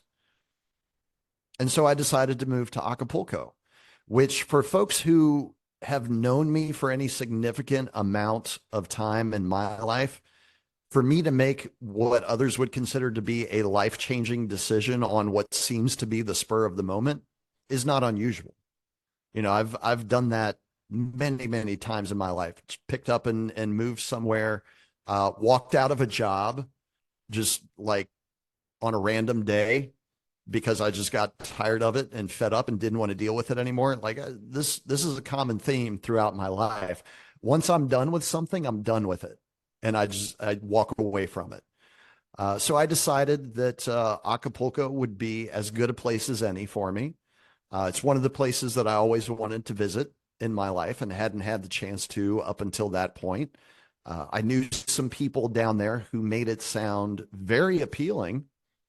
And so, yeah, once we got all of Mom's estate settled and I did not have to be in Virginia anymore for any reason, I packed up the car, I jumped in it, and spent better part of 2 weeks driving from the Northern Virginia, DC metro area down to Acapulco, Mexico, which was a very interesting trip in and of itself. Not the least of which because I got to hang out in Nashville and spend some time with my buddy Scott Armstrong on the way. Oh, that's Got to cool. see some other people too, yeah, on my way down there. Chris McMillan, however, shall always live in infamy because I told him I was coming and he was like, nah, dude, we're going to Dallas. I was like, all right, I'll just go see somebody else then. Just kidding, Chris. I'll get up there and see you one of these days. We're not that far apart now. It was Acapulco was definitely an experience. Not just because of the fact that I undertook learning the Spanish language about a month before I went down there. So I was constantly struggling with communication while I was down there because for folks that have not been to Mexico, or if you have and you haven't been outside of the tourist areas in Mexico, most of the population does know how to speak English because they're taught it in school, but they don't on principle.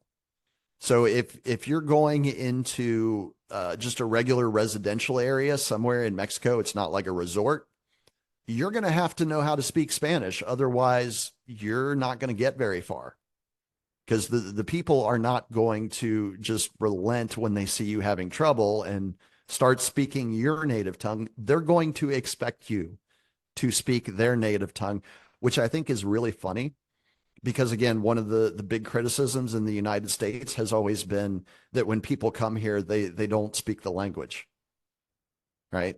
Like I find that highly ironic. But anyway, that's just me.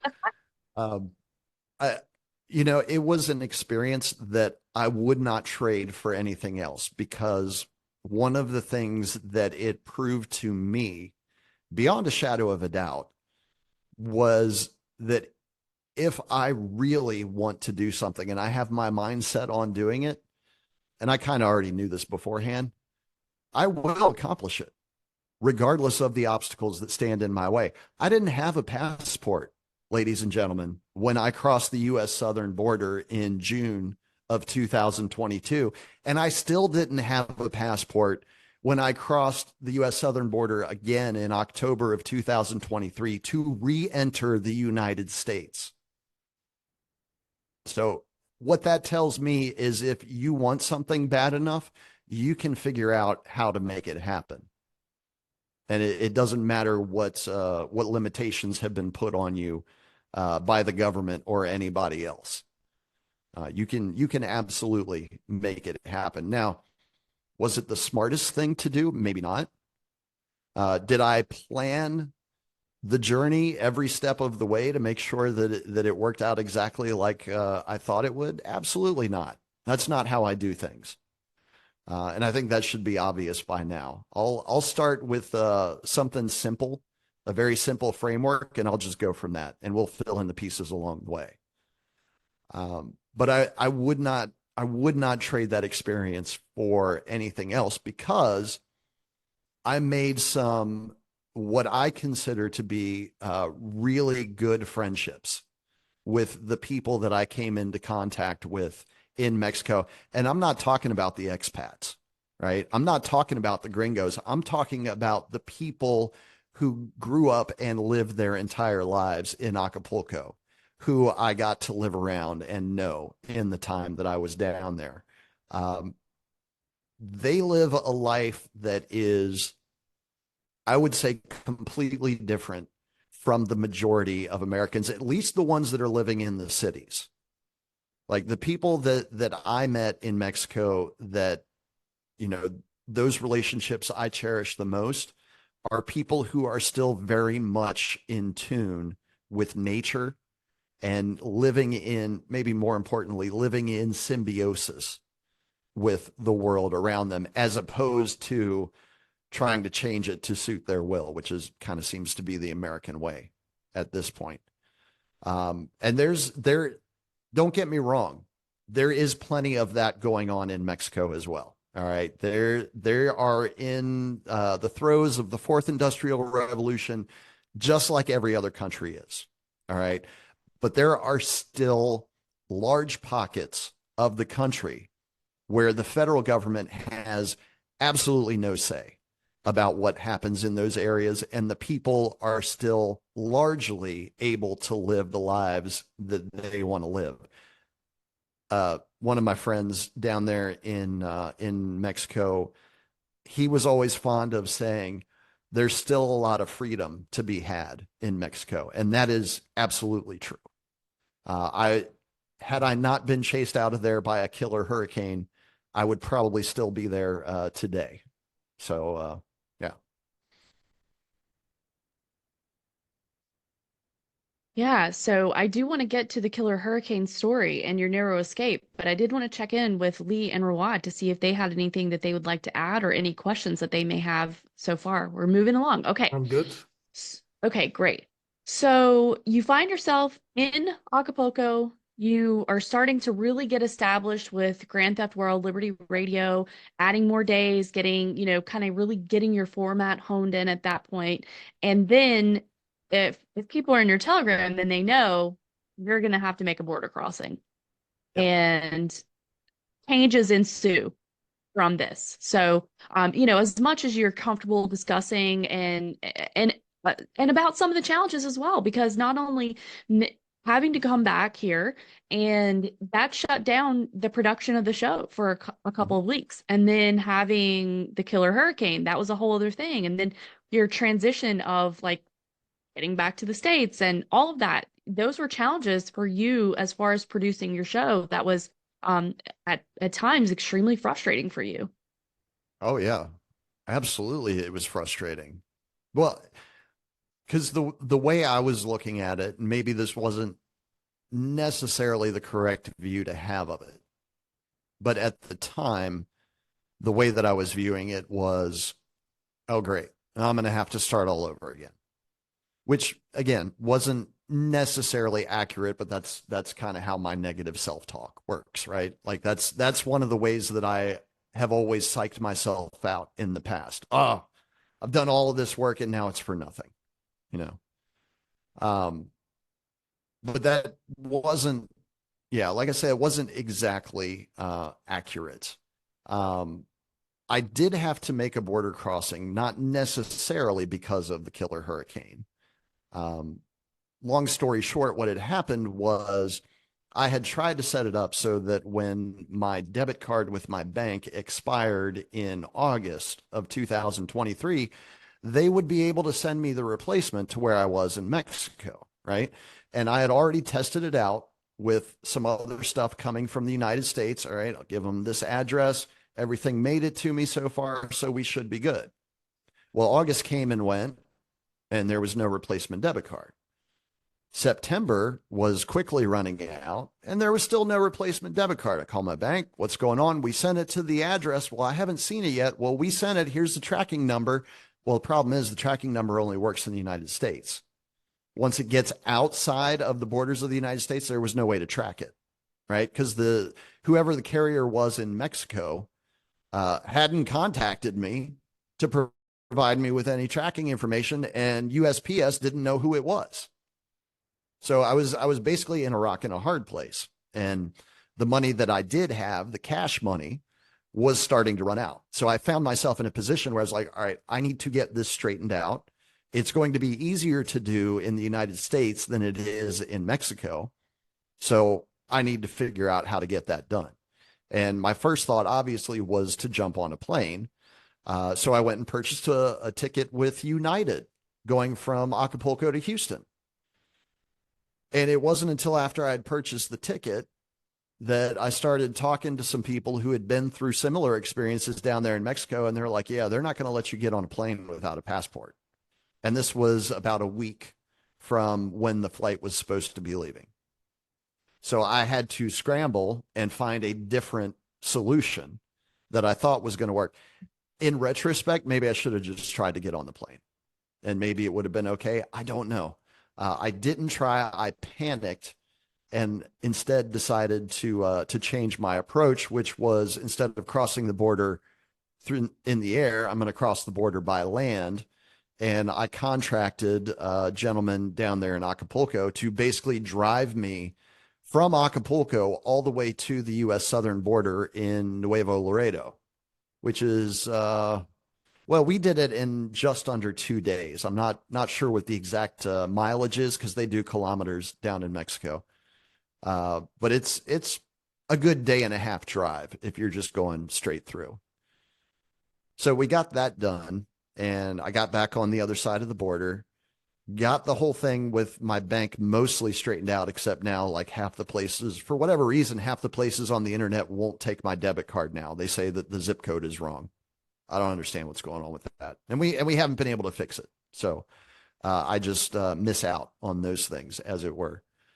But yeah, after I had been here in Texas about a week was when I heard about Hurricane Otis and the devastation that it caused.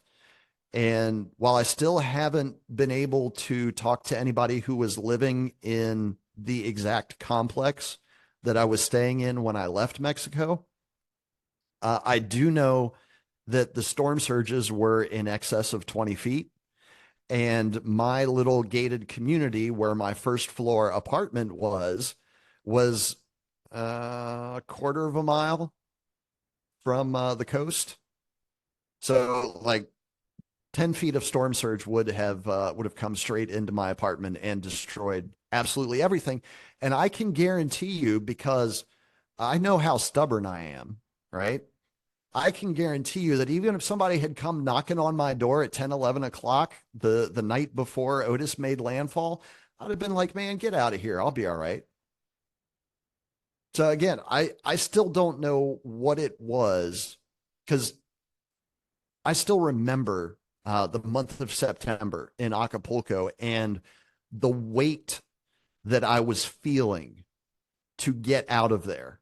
And I attributed it to the situation that I was in, right? I had made we'll call it a less than legal deal with the property manager for the utilities in the particular property that I was staying at. That situation was becoming untenable because for those who don't know, the electric company in Mexico is federalized, right? But I wasn't paying the electric company in Mexico for my electric. I was paying the property manager for my electric, which is not unusual, except that there was no meter on my apartment because I was actually piggybacking off of another apartment that the property manager had a special deal with the electric company with. So I could use as much power as I want, and I paid the same amount every month. It was beautiful. Like I said, until the electric company started figuring it out and they came out and shut off my power like twice within a week. So I knew I had to get that figured out. But what I didn't understand is why it felt so imperative that I needed to get out of Mexico. And of course, I found out the answer to that after I had been out of Mexico for about a week, week and a half, and that was Hurricane Otis. Because again, I have no question that the apartment that I was occupying for the better part of the last year when I was in Acapulco is completely destroyed. Completely destroyed. I mean, it was falling apart when I was living there because I think the place was probably built in the economic boom of Acapulco in the 1970s, and there really hadn't been a whole lot of upkeep on it since, you know. So, yeah, that was, it's still bizarre to me. It's still bizarre that I was feeling compelled to get out of that area and I didn't understand why. And that it seemed like events were culminating in order to get me out of that area. And I didn't understand why. Because again, if I had my preferences, I would still be in Acapulco right now. I absolutely loved living down there. I enjoyed being around the native people of Mexico. The food is like nothing you have ever had in your life. I don't care how good you think your local Mexican restaurant is. You have not had good Mexican food. That's all I'm going to say. Fair enough. And it's a more laid back way of life than what we have here in the United States. Everyone's not constantly rushing around trying to do this, trying to get there, and whatever. Those people do exist in Mexico. Mostly you're going to find them in Mexico City. But for the most part, the people in Mexico just want to live their lives and be left alone. And that was the most fulfilling part of the experience for me, was being around people who, it appeared, shared a lot of the same values that I did, and the other thing that I have to let people know about, because I hear a lot of folks in the media talk really bad about Mexico, right? They're like, people can't drive, it's dirty, and yada, yada, yada, it's ugly, so on and so forth. Like all of these knocks that I hear on Mexico, some of them, they obviously have their accuracy. Because if these people weren't experiencing the things that they were experiencing in Mexico, they wouldn't be coming back with these complaints. But it's also that it's, again, just a different way of life from what most people outside of Mexico experience, and especially from what they're told in the media. And I'll give you guys a perfect example of this. So right now I'm in Texas. I just bought a house back at the beginning of January. I think I'm continuing to lose daylight as we speak. Yeah, because I'm super dark right now. I apologize for that. But I went through hell in order to get the internet hooked up at this house when it shouldn't have been a problem. And on one of my many phone calls to my service provider, I remarked to the drone that was on the other end of the line, you know, if I were still in Mexico with my previous service provider, this problem would have been solved same day. It wouldn't have dragged out for weeks. It would have already been taken care of. And that is 100% accurate. I can tell you that, like, you don't have to wait. If you can get service in Mexico, internet service, you don't have to wait. They come out, they get you hooked up. However it is that they have to figure out to do it. So there's a lot of bad press that goes around about Mexico. And I think that the reason why is to keep people away from Mexico. They don't want you to know that there are still parts of the world where you can go and live the life that you want to live, how you see fit, and not be beholden to a government structure, or hell, even the cartels. There are places in Mexico that are cartel free. You can find them. They do exist. It's not like what the news media tells you. There are a lot of independent and truly independent communities happening right now in Mexico. You just have to go and find them. Wow. I really, I think this whole conversation has been really excellent because you're not sugarcoating your journey about the decisions that you have had to make, the challenges that you have been through, um, the lessons that you have learned, the appreciation for a different life than what we're told is available here in the United States. And I know that Rawad and Lee have an understanding because they've traveled and lived in other countries. I haven't. My life has only been here in the States. And we know that it's very curated in a way. And there certainly is the idea that this is the best place. So it's extremely fascinating from so many perspectives. Now you have now set up shop in the tiny woods of East Mm-hmm. Texas, as you are fond of saying That's on the right. show. Specifically Jasper, where that man got dragged a few years back. I like Hmm. pointing that out Okay. because that's what Jasper's known for. Yeah. Well, how do you find being back in the States, Exactly the way I left it. even Like it, in a liberty state such as Texas?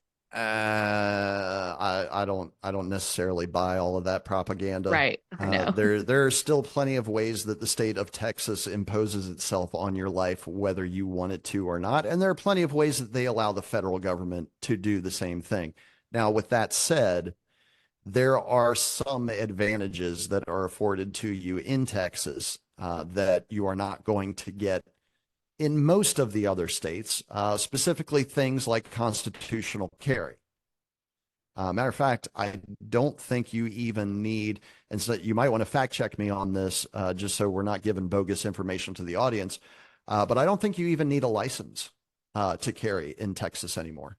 Yeah. So for the people that may not know, or for perhaps international listeners, the idea of constitutional carry is that you can carry your weapon, and that is just considered your right to do so. Meaning you don't have to have a registration, you don't have to go through, like gun training or a permit process to do so. And then there's varying levels of whether or not is it open carry? Is it concealed carry? Like there's nuances to that stuff, but just for people who may not know.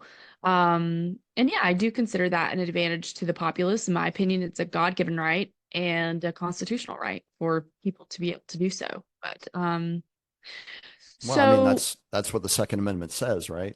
yeah, There's only exactly. so many ways you can interpret shall not be infringed.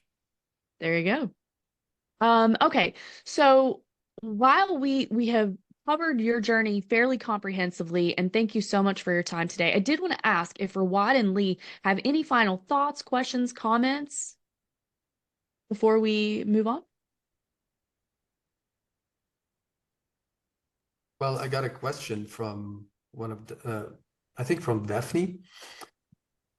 She wanted to know, how does a podcast like yours gets monetized so that you can continue doing what you're doing?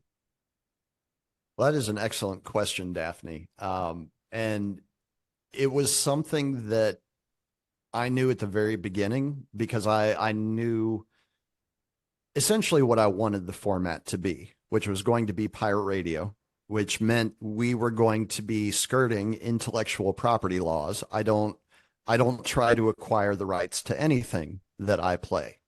The most that I do is if somebody reaches out and says, "Hey, stop playing my stuff without permission." Okay, I'll stop playing your stuff, because apparently all you want to do is get paid. So I don't need to give you exposure. You can go and figure that out on your own.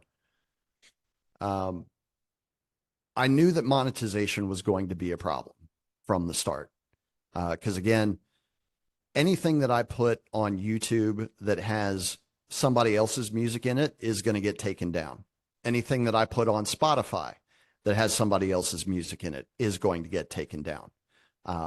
So the normal monetization models were not going to work for this. So I decided to adopt the value for value model that was created by Adam Curry and John C. Dvorak of the No Agenda Show, where essentially you are having your audience support the production monetarily of your podcast or whatever it is that you're doing.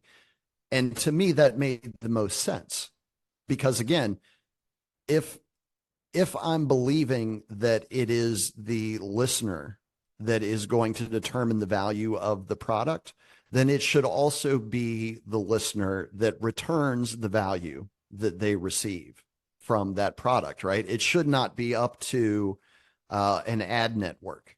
It should not be up to a corporate marketing team to decide what that value is. At least in my mind, that makes sense to me. So from the very beginning, that was the monetization model that I chose to go with. And I will say it is probably the most difficult of all of the models out there, because again, nobody's running to throw money at value for value podcasts.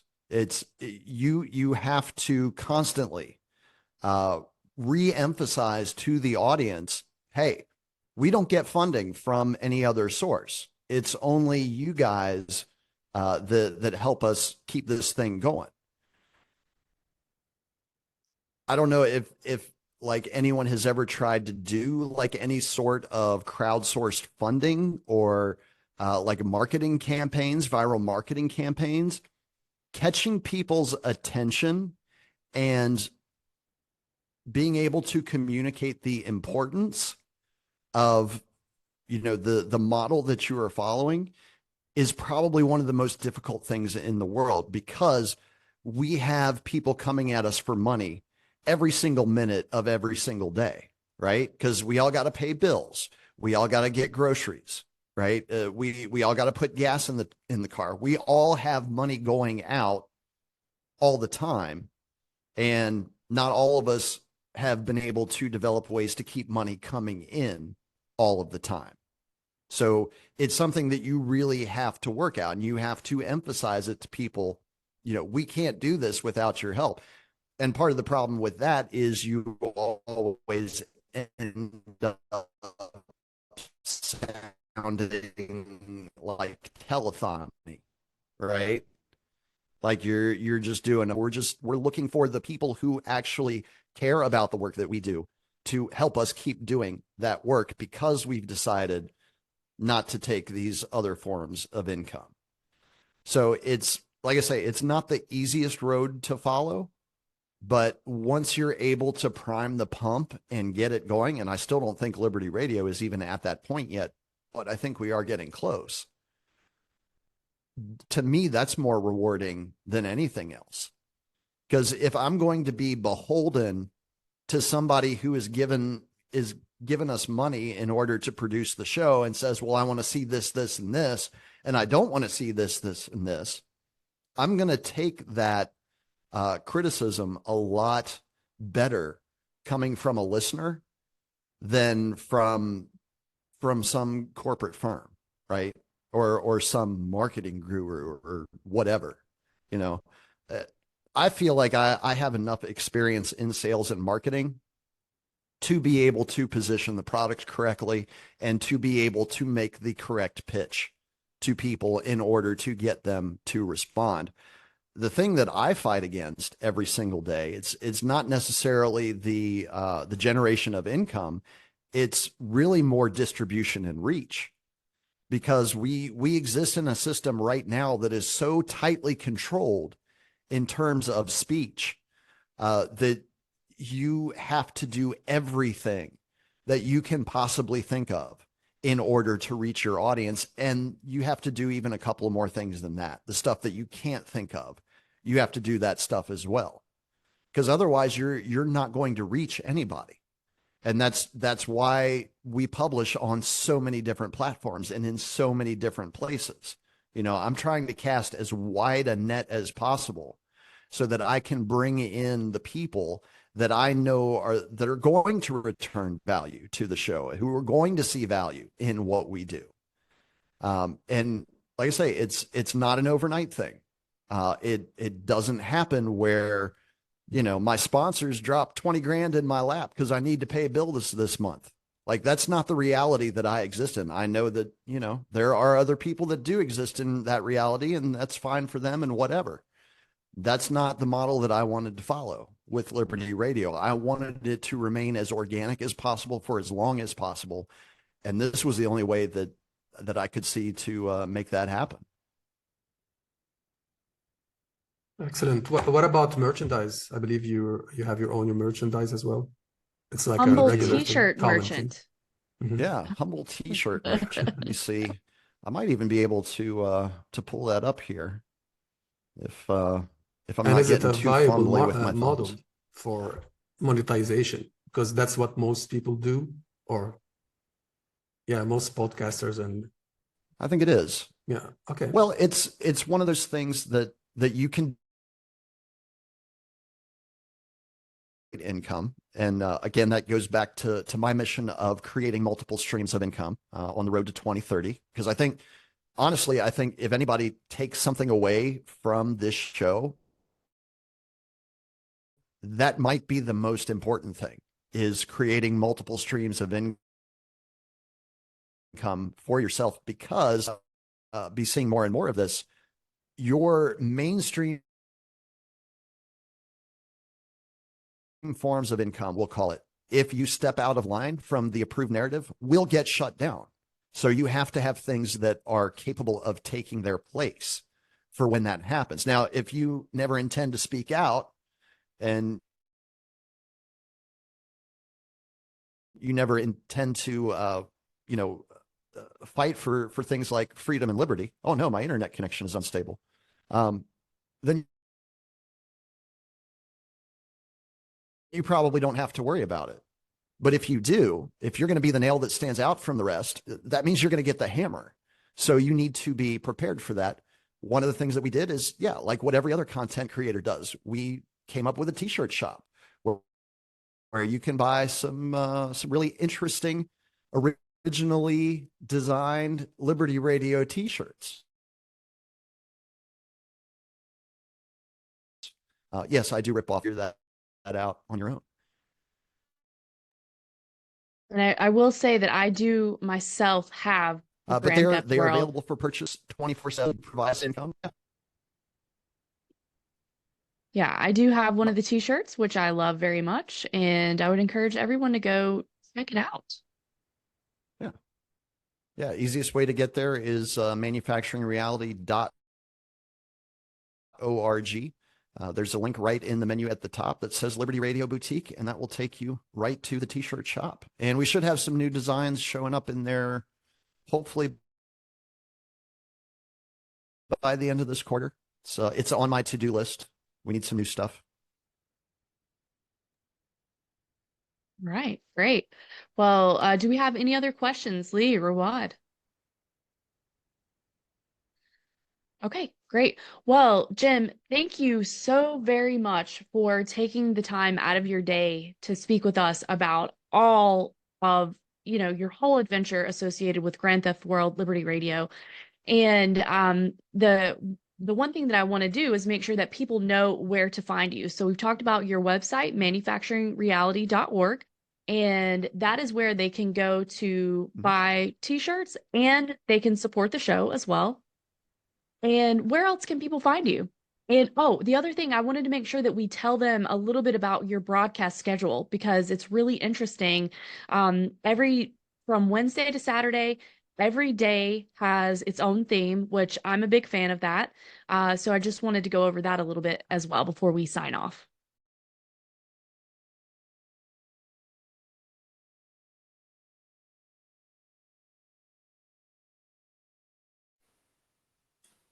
Oops. I guess the connection crapped out. Okay.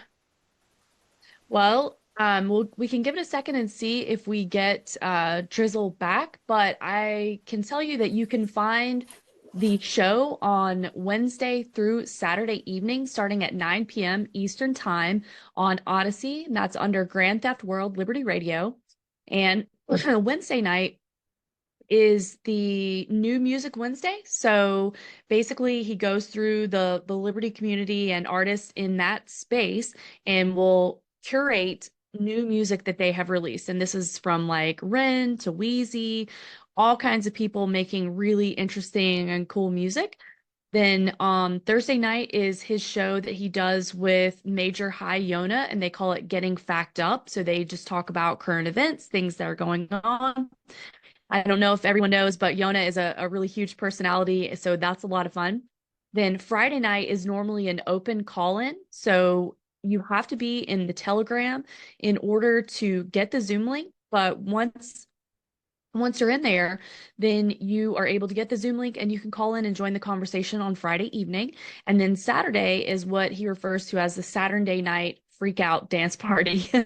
So that's, taking requests, that's music from all over the map, more pirated stuff. It's not specifically just the curated independent music.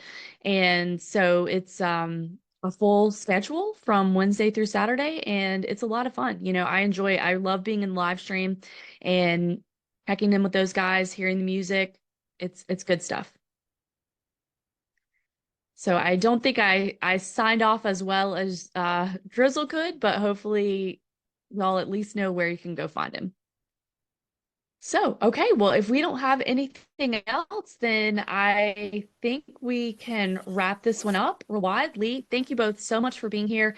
I have really enjoyed it. I had a great time hearing Jem's story, and I really appreciate your contribution. And we will see you next time for our next episode of Entrepreneurs. Thank you so much for listening. Thank you. Bye bye. Thank you.